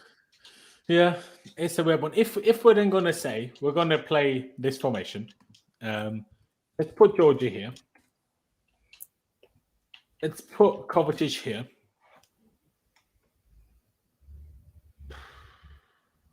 This is not my predicted 11, but this is what I would pick. I would play Havertz there then. I would play Havertz here. I'm not even having it. In my team, I'm not even putting Lukaku's name down. And then you can like decide yourselves. I will let you guys decide now who goes there. Let's presume Mount isn't fit. What happens then? Does it shift and this goes more back, this goes more forward, and this is Kante? Or is it like a Barkley? Is it a Saul? Is it a, I don't know, theoretically, Hakim Ziyech and someone else plays up here? What do you do? Or do you think it will be Havertz? And you then play Lukaku up top? Ian, if it's these two, but Mount isn't fit, do you think Kante? Or I would probably say Kante. Yeah, the main reason I would say it would be more likely to be Kante than anyone is because left wing I cannot see Pulisic playing. They've already spoken about how playing in such cold conditions and then playing in such warm conditions could potentially be a problem, which then means you have to play Callum Hudson-Odoi at left wing. I don't think you can get away with playing Timo. Again, if the game opens up, that's Timo's spot all day long. He can come and make a massive impact, but I can't see him playing of challenges again. Sorry? Unless he pulls out of challenges again for no reason. Yeah. But I can see this game. If this game opens up, I can see it being Timo playing on the left-hand side. You could then potentially move Callum over to the right, and then we're all in luck. But I think probably Ziyech has to play as the player number 10 or the right winger on here. I just think that makes more sense, which then would have to only leave you with either playing Havertz or Kante. And if we're adamant Havertz is going to play up front, then it has to be Kante, surely. It is. It just seems like such an overly defensive team to play. I completely agree. I completely agree. But also as well, if they back their strengths with going forward, which they seem to, and that's what all their fans are bigging up, is about how many goals they score and the 6-1, and they really fancy themselves and whatever. But I mean, if that's the way that they back themselves, if you completely take away that threat, then you're always going to beat them because they ain't got anything else. So maybe it is a little bit defensive, but do you care if you win the game? Who cares? Hey, if we win the game, I completely agree. Yeah, who gives a shit? Yes, you're not wrong. You're not wrong. All right. Clutch, who would that player 7 here be? Would it be Kante with his number 7 for you then if we say Mount isn't fit and Havertz starts up top? I don't even know if that makes it. Like, I don't want to name Lukaku, but am I just being too unrealistic now? The thing is, very quickly, I can't see Havertz playing anywhere else in this team other than up front. I can't see him playing as the right centre midfielder. I thought that until he played there against Plymouth after the subs. But again, that's more Plymouth, innit? Like sometimes we bring on subs and they just don't make sense anyway. So yes. like you know what I mean? Like I don't know how much better or worse Al Hilal are than Plymouth. Do you? well, I'd imagine much better. Yeah. Well, I mean, they have players that were formerly West Brom and got relegated, so that just means one league above Plymouth. No, it's not that much. Yeah, but Gnabry used to play for West Brom, so you know it's true. But back then they didn't get relegated. To be fair, yeah, I probably agree with what Ian said. In all honesty, if he's going to play, he's going to be here, not here. I mean, Igalo wasn't even that bad for United, to be honest. He did score quite a few goals for them. Yeah, it wasn't a stinker. It's now you said Igalo the way Con says N'Golo Kante's name. That's not funny. I mean, whatever we do, we need to put like 4 players on that Matías Pereira, because I swear to God, if he scores against us again and does that stupid hands to ear celebration, oh my God, I'm fuming. That's actually a very good point, because if you take away him and just purely put Kane on him and mark him out of the game, bro, they ain't scoring. I don't think. Like he's a good little player. He's got to give credit where it's due. You have to. That's what I'm saying. He's probably gone there for the money. And then you can play Kante and cover here. Because Pereira is that 10, is he not? So that would mean Georgie's on it. I don't see us playing the 2 because it takes away from everybody else. Or do you turn around and play it more? Do you turn around and play it more as a Kai Havertz number 10, and then you could afford to just play Jorginho and Kante and actually drop Kovacic? Yeah, but do you want to drop Kovacic? He's arguably. I wouldn't personally. I love him. I think he's fantastic, but. Yeah, and he's not even like I like him or not. It's just that he's in the best. I will just put this out there. I don't think, like, I know we're doing it now, but I don't think you can predict this team tomorrow, because it's just you know, like we've got like 25 players out there. Like there's so many different formations and players we could use. I just don't know what it's going to be, to be honest. I just know I think Ziyech. Shall we make it easy for ourselves and stop the conversation? Just say Mount's going to be fit. Yeah, it wouldn't surprise me, like, because Mount, you know, it could be one of those situations where they go, right, you know, Mason, how you doing? He's always going to say, yeah, I'm ready to play, even if he's not. He's that type of player, so you know, he'll push through the pain barrier, but I don't think that'd be sensible, to be honest. It depends on what his injury is, I guess. I'm pretty sure in the press conference he was like, it kind of sounded like he wasn't going to play anyway, so I don't know. Can't remember what he said. It was like he played 120 minutes. We're checking, blah blah blah. I don't think it's realistic, but we'll see. But so did 120 minutes. Jorginho, for example. I think Mount only played like. I was going to say, didn't Mount get subbed off? 05 but or after something like that. 107 minutes, I think. So nearly 120 at least. Yeah. Let's just put Mount there. I think that makes it the easiest for us, because otherwise we're going to sit here and I don't really want to have this up on screen against Al Hilal and start Kante, cover Jorginho. I think that's just like, who are we? This is not Man City we're playing here. But I could argue just get the job done though, right? Get into the final, play, you know, strongest players. But do we get the job done? Because do we score a goal with that midfield? To be honest, I know you guys have been saying that's defensive. I actually think that's very attacking midfield if you play Kovacic and Kante and give them the license to roam. Because they both can go. Bro, they're both like insane box to boxes. They'll both bomb forward. It like if they're just being told, right, you know, obviously track back, but your job is to progress the ball forward. They will, especially Kovacic, they will go on the run. Oh no, they will progress the ball forward, but I'm more worried about who scores. Yeah, well, you never know. I didn't think Kovacic would score 40-yarder or whatever, 30-yarder against Liverpool, and he did, so I don't know. No, he did. Yeah, that's a good point, yeah. Nearly scored off, and that's one of the reasons why Jorginho volley from the edge of the box instead of a penalty. Because he feels like he might score again. Yeah, Jorginho volley, I reckon, edge of the box. Not a penalty. Right. He got fairly close against Plymouth. As close as he did. That was a good shot. I was like, oh my days. He nearly scored a non-penalty. That's the closest I've seen him to a non-penalty goal from outside the box since his Fulham goal. Yeah, and that was a very good goal. It was long time ago now. 2019, yeah. Yeah, good goal. So it was, 2019. That was Kepa's first game back, wasn't it? After the whole cup final debacle. He made a very good save from a Mitrovic header. I remember that. He did. Yes.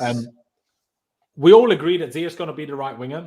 Ian made an interesting point, which I I'm not doctor and scientist enough to understand how long, because for the first day in Abu Dhabi makes sense. But by the time we play tomorrow, they will have been in Abu Dhabi for 3 days. So hasn't that been enough time to acclimatize to the temperatures? But it is obviously crazy. Like, mind you, if people don't know, the USA played their last game against Honduras in Minnesota. It was Minnesota, wasn't it, Clutch? Yeah. Yeah. In minus 20 or minus 16 degrees Celsius, in whatever that is in Fahrenheit. But most of us speak and think in Celsius. So minus 20 to minus 16, whatever it was, degrees Celsius, which, by the way, is insane. Apparently was payback for, Honduras playing in a hot ground. But Honduras is not that big. I don't think they had much of a choice in whether it was hot or not. It was the USA doing stupid things and pretty much getting players hurt for no reason. Like I think 3 Honduras players left with hypothermia during the game. Like they had to leave the game because they got hypothermia during the game and they had to have IV shots after. They're still questioning it. Honduras is going after the USA for it because of it. I mean, it was just harmful to everyone. Do you know what I mean? Like, if they played Iceland, not much you can do about it if it's cold. But you couldn't just play it in Austin if you wanted to. Well, a lot of the pundits here are basically saying, like, if the USA can't beat Honduras on, like, a warm field somewhere in the southern United States, then why are we even trying? Because they're never going to do anything in the World Cup if that's the case. So a lot of people here are very pissed about it. Because, I mean, there was no reason that all those players had to go through that. It's silly. I mean, I can understand Canada because, I mean, you got to play in Canada. But here, nah. Even Canada would be a bit more selective about where they played and all. It was the head coach's decision here. And he basically, he's terrible anyway. He's a set-piece coach who's trying to coach a national team. So it is what it is. Yes. I mean, for me, it's just weird how the US thinks about the World Cup. It's like, what you're going to do at the World Cup, bro. You weren't even at the last World Cup. Be happy if you qualify. The thing is, it's like they should qualify within that group. Canada's the only surprise that actually have come out and just started balling because they got ballers. Jonathan David, Alphonso Davies, Kyle Aaron, they're all ballers, and they came out of, I shouldn't say nowhere, but over the last 3 years. I mean, for most part of the last century, I guess, it's been Costa Rica, Mexico, and the United States who qualify, and I think Honduras got it last time around or something like that. Yeah, I remember they qualified recently. Yeah, I can't remember when, but they did. That Honduras is a much different team. Yeah, Panama, we smacked them. Yeah. Remember that. Yep, and so I mean, it's just based on talent. It's not like the USA has completely terrible players. No matter how much I say I don't like them and I don't think they're good enough, I do think they should be qualifying quite easily because the only real competition that you should be going against is Canada and Mexico, and you can beat Mexico 3 times over the summer or something like that. Whatever it was, there's no reason they shouldn't qualify comfortably. But you have a head coach who does things like this where you're ending up going to 16 degrees Celsius or whatever it was, negative 16 degrees Celsius games, and then you're expecting to go get a win. And it's just no, you didn't need to do that. You could go play down in Florida or something, and they'd be completely fine. You should still win that game. Mm-hmm. There you go. It was only 1 game, wasn't it? Or was it 2? What's that? Say what? Did they play twice, or did they only play once? During the break, 3 times. Yeah. They played 3. They played 1 time here where I live in Columbus, Ohio, in I think 20 degree weather, 20 degrees Fahrenheit. And then they played in Canada, which was about 10 degrees colder than that. And then they played their negative degree weather game in Minnesota. I suppose then also, to be fair, if they did go from the cold weather to then, or they played in hot weather then to cold weather, it could impact. So I don't agree with it. But you didn't have to go that cold. Minus 20 is a bit mad. Yeah, play your strengths, lads, for fuck's sake. Come on. Yeah, exactly. Did you see the pictures of the game? The players were all wearing all sorts of things around their heads. It was mad.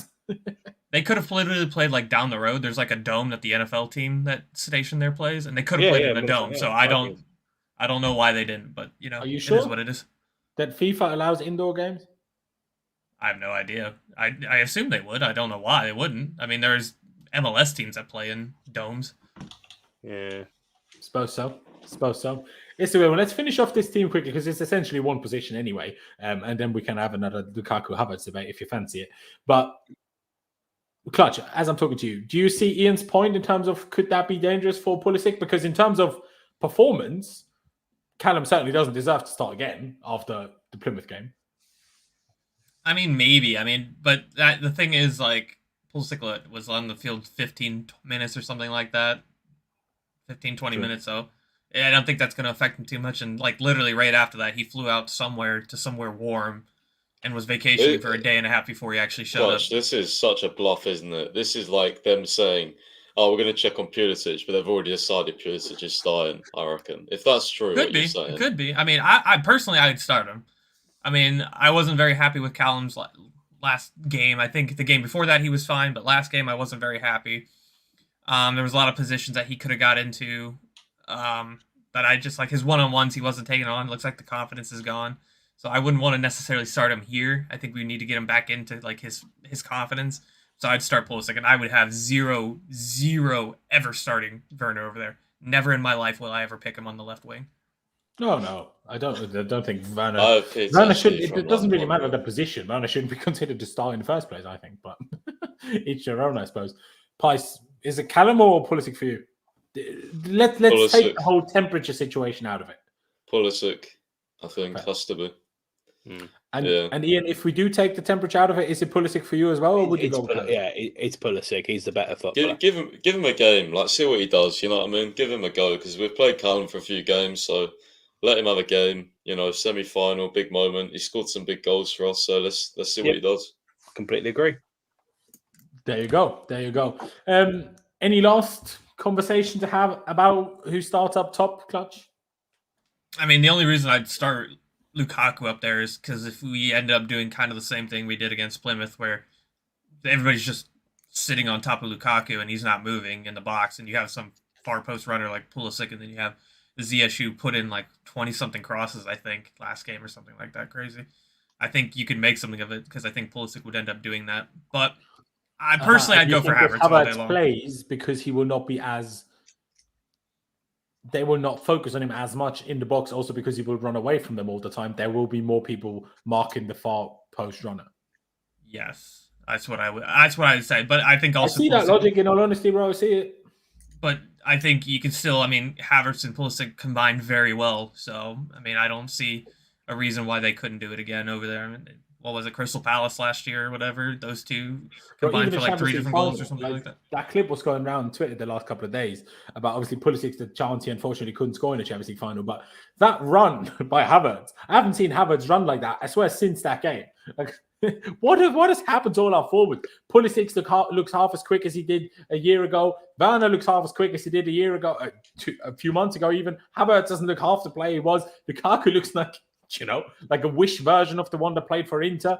The only guy that looking decent at the moment is Hakim Bladizia. Like, what are we doing with all our forwards? It's mad. Pice, for you. I'll ask you the question in two parts. Now, you're full, like we are in this situation, who would you start? And then also, if you took the whole Lukaku drama out of it, would you still start Havertz, or would you then start Havertz? I don't want to see Lukaku play. No. I don't know. And I think, I think if you play Lukaku, bro, if you play Lukaku, I think has to be in a 2 for me. Yeah.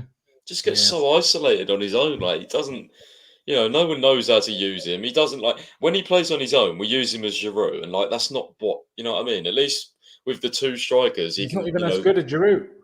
No, but like at least about Giroud on the weekend. Yeah, Lukaku hasn't moved that quickly since he organised the interview. Giroud is one of the most underrated strikers, bro. He has been for years. But anyway, Lukaku, when you play him in a 2, like at least against Brighton, like you see him operate down the right channel where he likes to be, and he's not stuck in the centre. So although it didn't really work, I'd much prefer him in those positions, kind of like where Ziyech would be on the pitch right now. Sort of like cutting in out on the right hand side. So he said he likes to do that, and all of his best work came from Inter was that, and then going in off the right, playing into Lautaro, then going central. So getting in the box. But only ever on the counter. Are we realistically going to counter much against Al Hilal? I doubt it. Well, again, if they back themselves coming forward, this game will open up. I agree. I mean, it could be a very just back and forth game, to be honest. I guess that's the question. They're going to come at us, bro. They are going to come at us. Their fans because who knows whether their manager and their team think the same way their fans do. But no, Jardim said already they're gonna try and beat us and try and come for us. So they're gonna play positive. So they ain't sitting back. That'd be a bad mistake for them, I think. Yeah. It's two small cases I would make. Let's take the whole emotion for Lukaku out of it. Number one, I think it's always for the players that aren't that good, it's easier to defend against a big, immobile striker because everyone's used to playing against that type of player. That's why against Plymouth it doesn't work, because Lukaku basically just played like any other striker in League One. That's why Plymouth had no problem dealing with him, because that's all he did. But if you get someone that moves around and is tricky and has movement and understanding of the game, just look at the goal we scored with Alonso. Look at the movement from Kai and open up the whole thing. Lukaku hasn't even dreamt of making a run like that in his life. I would argue that we say that everyone's used to playing against that big, immobile centre forward. Are they, though? Because they come from a different part of the world where football is very, very different, where the interchangeable front three and all that stuff, and all trying to play nice, la-di-da football. It's not guaranteed that they're going to be that well equipped to deal with someone like Lukaku. They'll have, of course, big physical centre backs, obviously. I mean, that goes without saying. But in terms of they might be a bit more accommodating to these like almost tricky wingers that basically play up front. But I would argue that Havertz and Lukaku, neither of them are like that kind of player. So, but Ian, do you trust, like, with what you're saying about Lukaku, do you trust Lukaku to really put it on him? You know what I mean? Of course I don't. But like, you know, like the Lukaku versus Arsenal, like, he was unstoppable. Like, you couldn't, like, you ain't getting him off the ball. Against Arsenal, he would play every week, obviously. Yeah, no, but like, even like a lot of the reason that even happened in the first place, because the entry passes into him, like, no one was like, there was no DM for Arsenal. It was just so easy to pop the ball in, but like, he's just not looked the same in terms of just commitment. You know, like just everything. He's not the beast that we usually associate him with being. Like, you know what I mean? He's not. One thing I will say about the Lukaku situation, they dropped him for the Liverpool game, and the only unfortunate thing that happened after that is we had the FA Cup against Chesterfield, and they got to played him, and it was a wasted chances left, right, and centre. But he basically got back in the team. If you're asking me, I think he should have been probably dealt a couple more games on the sideline just so he can really understand the severity of the situation. I agree completely. And I have to say, I do think this is a good opportunity to potentially drop him, to go, look, we're in the Club World Cup, something that, you know, did he play for us at the time, or was he out on loan? I can't remember the last time we were there. I think he might have gone out on loan. Yeah, he didn't play, I don't think. I think he went out on loan. I know he definitely didn't play, but he might have been around it or whatever. I couldn't remember, but I don't think he was. I think he was in the squad that season. But you can still argue the fact. You could still argue the fact and say, look, you could still argue the point and say, look, this is the Club World Cup. This is essentially the world's best competition, whatever you want to brand it as. You don't play in that. That's a statement. Yeah, you ain't good enough. That attitude stinks. This is your punishment, basically. And there's no guarantee that he comes back in, because, again, if Havertz does play incredibly well in both those games, then you have to say, well, Havertz starts up front. You do need to punish him more than just the one Liverpool game, which many would argue that he wouldn't have done all in anyway. So, if anything, you were letting him off. But I do want to see Havertz play this game, whether it's with Lukaku or without.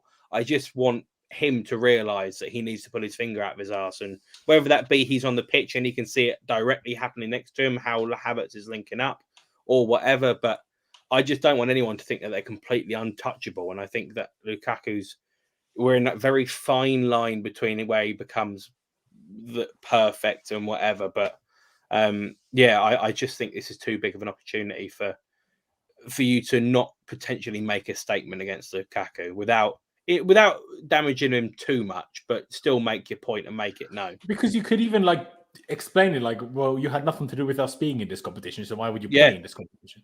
Do you know what I mean? And I mean, Matthew, basically, yeah. Lol, what's Lukaku gonna do? He can get out if he retaliates again. But also, he hasn't even been punched yet. He only didn't play against Liverpool, which was a blessing for him anyway, because if he did play, Bro, all that would have happened would have been booed for 90 minutes. Sorry. God help this brother if he ever does anything like that ever again. So, like, 100%. oh my God. I can't believe the fans actually kind of, there wasn't much booze or anything, but if there was a little one when he came off against someone, but that's it. But like, I swear, if he did anything like that again, that'd be crazy. I don't even want to imagine that. Like, the first time was bad enough. I do want to say that quickly, by the way. I've seen way too many accounts on Twitter, also big accounts on Twitter, coming out to like defend Lukaku. Like, oh, this is not okay. Like, don't abuse him. I mean, don't abuse him. Even I agree with that. Take the piss, but don't abuse. But I didn't see any of these accounts say anything when Jorginho got booed, when Sarri got booed, when Werner gets slated every week, when Alonso gets slated every week. Why have Chelsea fans, and obviously not all of them, but some of them, decided that Lukaku is the one that deserved defending? Like, he's the one that like messed up more than any of the other ones are just bad at football. That happens, right? It's not their fault that they're bad at football. It's our fault that we signed them for Werner and Alonso and Barkley and these guys. It's not really their fault. Lukaku is all his fault. And he's the one that got picked to be defended. I just do not understand that. And don't sit here and be like this, like, I don't know, just Saint Mary and like sit like, and like, oh, it's not nice. Don't bully him. Like, since when do you care? None of you care about Barkley when he gets bullied all the time. None of you care about Alonso when he gets bullied all the time. None of you care about Timo Werner. Like, no tweets I ever said about defending those guys. And do I think they should be sent? No. But I just don't understand why Lukaku is the one that got, like, it is so weird to me. Like, I mean, Monster tweeted, apparently his ex-girlfriend is now his ex-girlfriend. So it's a bit like a Kepa situation, apparently. Do I let him off a bit more for it? Absolutely not. Absolutely not. You paid 300 plus K a week. While you're at work, and footballers don't work that much anyway compared to other people. Like, no, like, it's for the performances, maybe, it might play on his mind, and I'm sure the interview does as well. But that's why I'm saying, just drop it, But the interview itself, anyway, I say this every week, every stream. I don't want to keep talking about it every time, but it just triggers me. Like, I go randomly on Twitter and I see people defending Lukaku. I'm like, why? Like, why him? I don't get it. Like, Pice, you're a big account on Twitter. Do you see what I mean? Like, it's just strange to me. Yeah, I know it's difficult because I think in the summer, some people they got so attached to Lukaku that they kind of like, if they, I don't know why, but if they like go kind of against sort of him now, it kind of like, I don't know. I think some people just loved him so much, or still do love him. Like, I know a few of them, like Monster. I mean, he does. I've spoke to him. He's kind of like piss taking a lot of the time. I think a lot of it is to get reactions and stuff. But I've not seen anyone genuinely not say what Lukaku did was wrong. I think the reactions that I saw that I was a bit annoyed about was like, some people were saying, "Oh, he doesn't deserve any punishment. We need to move on." And like, I remember when he first came out, some people were saying, "Oh, this is a refreshment. Players need to speak out more." Like, no, like, speak out on the right things. Speak out and do it properly. Don't do it behind the club's back. Don't insult our fans. Don't say Inter are the best fans when you've literally just, like, it's just crazy. The most embarrassing thing as well is, like, I remember, right, when Lukaku deleted his Twitter account, I felt so bad because I thought that was because of all the comments he was getting. I was like, I put a tweet out and I was like, "Oh, look what you lot have done, constantly abusing players." Now Lukaku has deleted his Twitter account. Well, deleted his Twitter account because at the interview, he was expecting it to come out then. He knew he would get loads of slack. He disabled all his Instagram comments. He knew what was coming. Like, it's just things like that make me as a fan look like an absolute idiot. And I know, like, that's what triggers me even more, like against him, because situations like that, you just think, he's made us all look like a right mug, and he's took us for a mug, basically. But yeah, at some point we've got to try and move on from it, but it's going to be hard because every time we talk about Lukaku, it's an incident you have to relate. And while he's not performing, question marks are there over everything, over mentality, over this whole bullying thing. Well, I get it. I'm not a fan of bullying either. No one should essentially be bullied. But Lukaku is bullying the club. Because otherwise, he wouldn't be playing. Even though he's playing this shit, he's essentially bullying this club. If I punch you in the face, I'm going to have to expect you to punch me back. Right? So he bullied the club. Now he has to expect to be bullied back. It's the big game thing with Lukaku for me as well. Like, the Spurs game, for example, right? His record against Sims, like 1 in 16 or something like that. Like, even Morata scored big game goals for us, and he got heavily abused by fans. Especially on social media, and you could tell he was like almost depressed at Chelsea. Like, I'd never forget the was it the who did we play in the Europa League? Was it Vidi or someone like that? He scored a header at home, and he kind of like collapsed in like Azpi's arms or someone like that.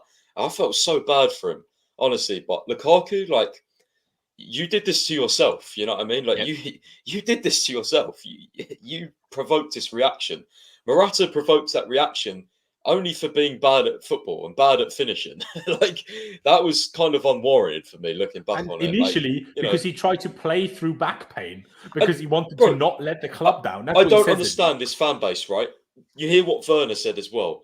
Maybe they've learnt from the Morata situation. You hear what Werner said? He was like, I don't know why Chelsea fans support me, to be honest, because I don't score. I don't score any goals at the moment. So, but they were all singing, all these Timo Werner songs. It's just like the hypocrisy of some fans is just outrageous. Like, and I still see Morata slander now when striker topics come up. It's like, bro, Morata did so much more than Lukaku has for us. Like, show him some respect. Even Tammy Abraham, bro. Getting slandered, it's only Serie A. Like, fuck off! Like, he scored 16 Premier League goals for us. Lukaku last year, and you're still guessing it. But he scored 16 Premier League goals for us. Actually cared about the club. Actually pressed. Like you said, Laurenz. Like, was it you who said like Tammy Abraham was like he always used to filling his arms up and stuff. But that's because he cared. I'm not sure if it was you who said that, but I saw that on Twitter. I don't think I was, but I agree. Yeah, or someone said that. Someone was like, "Well, people back Lukaku when he just doesn't show any emotion," but people rightly, were very quickly to slander Tammy when he used to chuck his arms and call for. How he used to call for like every free kick, every foul, sort of. Even if it wasn't him, he'd run over to the ref. People would slander him for that and say, "Oh, what are you doing? Like stop. Just concentrate on your game." That's because he cared about the club. This guy just clearly doesn't at the moment. Like, he just doesn't, bro. And I think, Laurenz, finally, you got a real taste of what Twitter is like when you put that video up. Because I was like, here we go. That's something that I would post usually. Like, if I saw that, something I'd just post, the Goalkeeper doesn't care. And you got an absolute bollocking. But fair play for you for posting it, because that's what you thought, right? And Twitter is so harsh, because if you post something you think, it can quickly spread sometimes and, land yourself in hot water. But it's not your fault, because people just got me followers, so, worked out. Yeah, like, but usually it's actually the adverse reaction to that. A lot of people are like, well, actually, if you're negative, you gain followers. No, you actually lose followers. I can 100% I can testify for that. It's, you know what I mean? People don't want to be angry at players, but if you're angry at players and you post it online, it's actually a bad thing. Like, genuinely. It's a bad thing for you, but it's not your fault. That's just the way you feel. But people don't like to see that, and it's like, you can't be positive all the time. Like, you know what I mean? It's stupid. I don't understand it. It's true. The last topic I would like to quickly touch on is because something new is being trialed at this Club World Cup in terms of referee, because they have, AI essentially judging whether someone is offside or not within 30 seconds, the maximum, or less than 30. No, it's not 30 seconds. It's less. Like, it's a lot less. Just very quickly. And Pice said it here in the private chat. This is a madness. Did you have the Palmeiras game in the background? No, the CFC Daily tweeted pictures of it. I think Al Ali got a offside goal, and it literally, like, the screen, it just looks so cool. Like, it apparently found the decision within seconds. Like, it was so fast. Let me try and find that tweet from him so I can get it up on screen. He was tweeting about the game. They also got a red card. That's probably why they lost 2-0 in the end. And also, side note, while you're looking for that, Loz, Zouma starts for West Ham. Oh my God. Jesus. All right, boys. They clearly don't want to be a light club. Exactly. Fuck West Ham. Honestly, I hate West Ham so much. So this is fancy as hell. Wait, I'll get it up on screen now. It does look pretty cool, to be fair. It does. Like, It- because, the- the whole complaint is like VAR was supposed to take human error out of it, but then we just decided to put human. The interesting thing about this is Greece.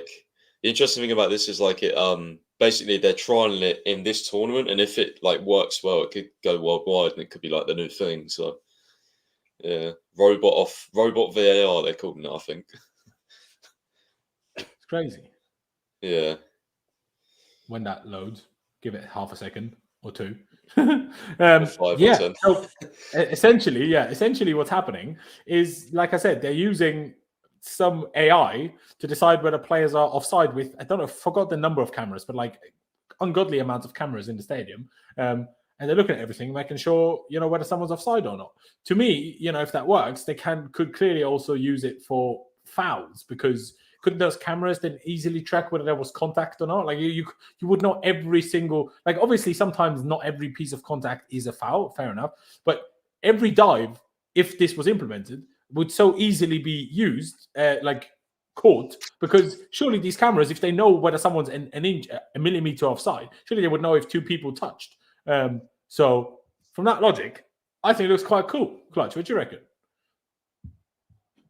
I was looking into it when I seen it in the chat, and I know they did it. I was reading an article, and it looks pretty cool, to be fair. So I think it's an interesting thing. Computers tend to have definitive answers where it's taking out the emotional side of it, like the 50-50 calls kind of thing. So I think it could work. Yeah, I mean, obviously, there will be things like, for example, Timo Werner's goal against Liverpool last season, that people were like, it shouldn't have been offside. But, like, by the rules, it was offside. But it was just very close. And then people with this AI will then go back, but there should be a little bit of leniency. Yeah, maybe there should be. You're not going to get that from a computer, but at least you're going to be 99 point whatever % sure it's going to work. A bit like Hawkeye in tennis. Do you know what I mean? Like, yeah, there is a teeny tiny amount of margin for error, but otherwise it's just going to be correct. And I'd rather it be correct and harsh than wrong and random. It's my view of it. But Ian, how do you see that part of it? There'll still be something wrong with it, I'm sure. It looks really cool. I agree, but I still go back to, maybe it's because I come from a FA background or whatever, but I still look at it and think that why need this if the actual referees were decent and the linos were decent? But it's debatable whether they were or not, but yeah, exactly. Not worse than currently. I will agree with you. Not much worse than currently. But then at the same time, like, people were doubtful of the whole goal line technology. That works perfectly, and no one has any problem with it. If this can work like goal line technology, it can work. It's the same thing for me. VAR actually as a concept, I absolutely love it. I think it's a really good concept. I think they're using it wrong. Goal line technology, it's fact, it's either in or it's not, so that's fair enough. I still just think you need a little bit more definitive, proof whether something is or isn't, because I can see things that get given on VAR, and I look at it and go, I don't think that's a foul, and that's where the human element comes into it. But with this, again, it should, if all gets trusted, it should be black and white. So there shouldn't be any need. It's need used for offside, because the one big thing, in my opinion, that it does is if a computer will find it much easier, because a computer doesn't have to go like in frames like a human eyeball, right? And one problem for offside is that you don't even see the frame in which the ball leaves the foot of the player that plays the pass for which the player could potentially be offside. If there's 27 cameras looking at everything at the same time, the computer will know when that ball left the player's foot, and then can, right in that very split second, try to see whether the guy was offside or not. And that, to me, should be much more easy and logical, because how did normal linos ever, like, it was just that linos, it's just pure guesswork, because they essentially go off their ear when they hear the ball being played, and then they look at whether he's offside. But problem is, light moves much quicker than sound. So as much as that, obviously, that difference on a football pitch, when it's like, when you're talking 50, 60 meters difference, is not going to be drastic, right? But still, there's no way a linesman can look at the halfway line where the guy plays a pass, and halfway through the opposition's half, and see both things at once. He can't physically look at when the ball is played and whether the guy's offside to say it's impossible. So if technology can help us out of that, great. But who knows? I mean, I guess it's good that they're using a competition like this, I guess, to trial it. They have to trial it somewhere, I suppose. Which you do realise this means this will be in for the World Cup, won't it? This will be in for 2022. Yeah, if it works here, that's what they're trialing it for. I think it's the World Cup. And I mean, to be fair, actually, VAR in the Russia World Cup that actually worked really quite well. I actually quite enjoyed it. They went over to the monitors, they had a look, and they changed the decision. But I feel like they did it too much, though. Yeah, they probably did, but I think they might have been told to. But that was always nice and neutral. I like that was always the problem for me with the Premier League is they want to make everything quicker rather than making everything right. And the big thing for me is the person in the middle of the pitch in terms of the referee should be the one that's making the decision. But instead, you've got some geezer at Stockley Park goes, "Oh yeah, that's offside," or that's a foul or not a foul or whatever. And yeah, I don't know. I just think they faff around with it too much. But hey, I don't know. Again, technology is great as long as people use it correctly. So that's what I hope happens with this. Yeah, no, I agree. Clutch put here, just as the last thing I'm gonna mention, that the Athletic tweeted, the FA have made contact with Wayne Rooney after he claimed he wore longer studs in the 2006 game against Chelsea. So what are they gonna do? Fine a multi-millionaire a couple of grand that they're gonna corrupt into more bad referees, or what? Because they're not gonna put it into youth football anyway. Probably gonna throw another party at Downing Street. Funny organisation, aren't they? Mm-hmm. Oh my god! God. Yeah, okay, you can't contact Kurt Zouma and make sure West Ham don't start Kurt Zouma. Don't contact Wayne Rooney of a longer start in 2006. Like, what are you doing?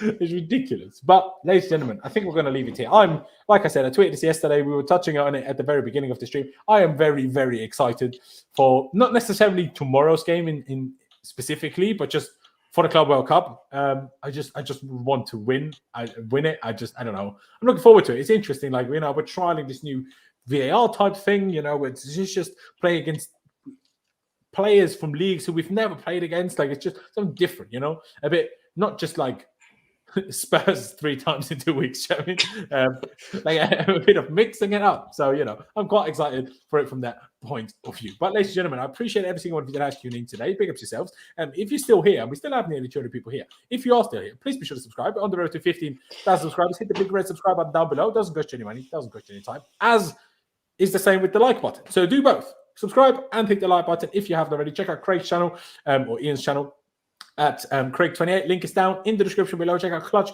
on Twitter and check out Pice's website. Big shout out to all 3 of you for joining me. Appreciate you very, very much. But yeah, thank you guys for watching. Up the Chelsea, upwards and onwards, and we'll see you next time.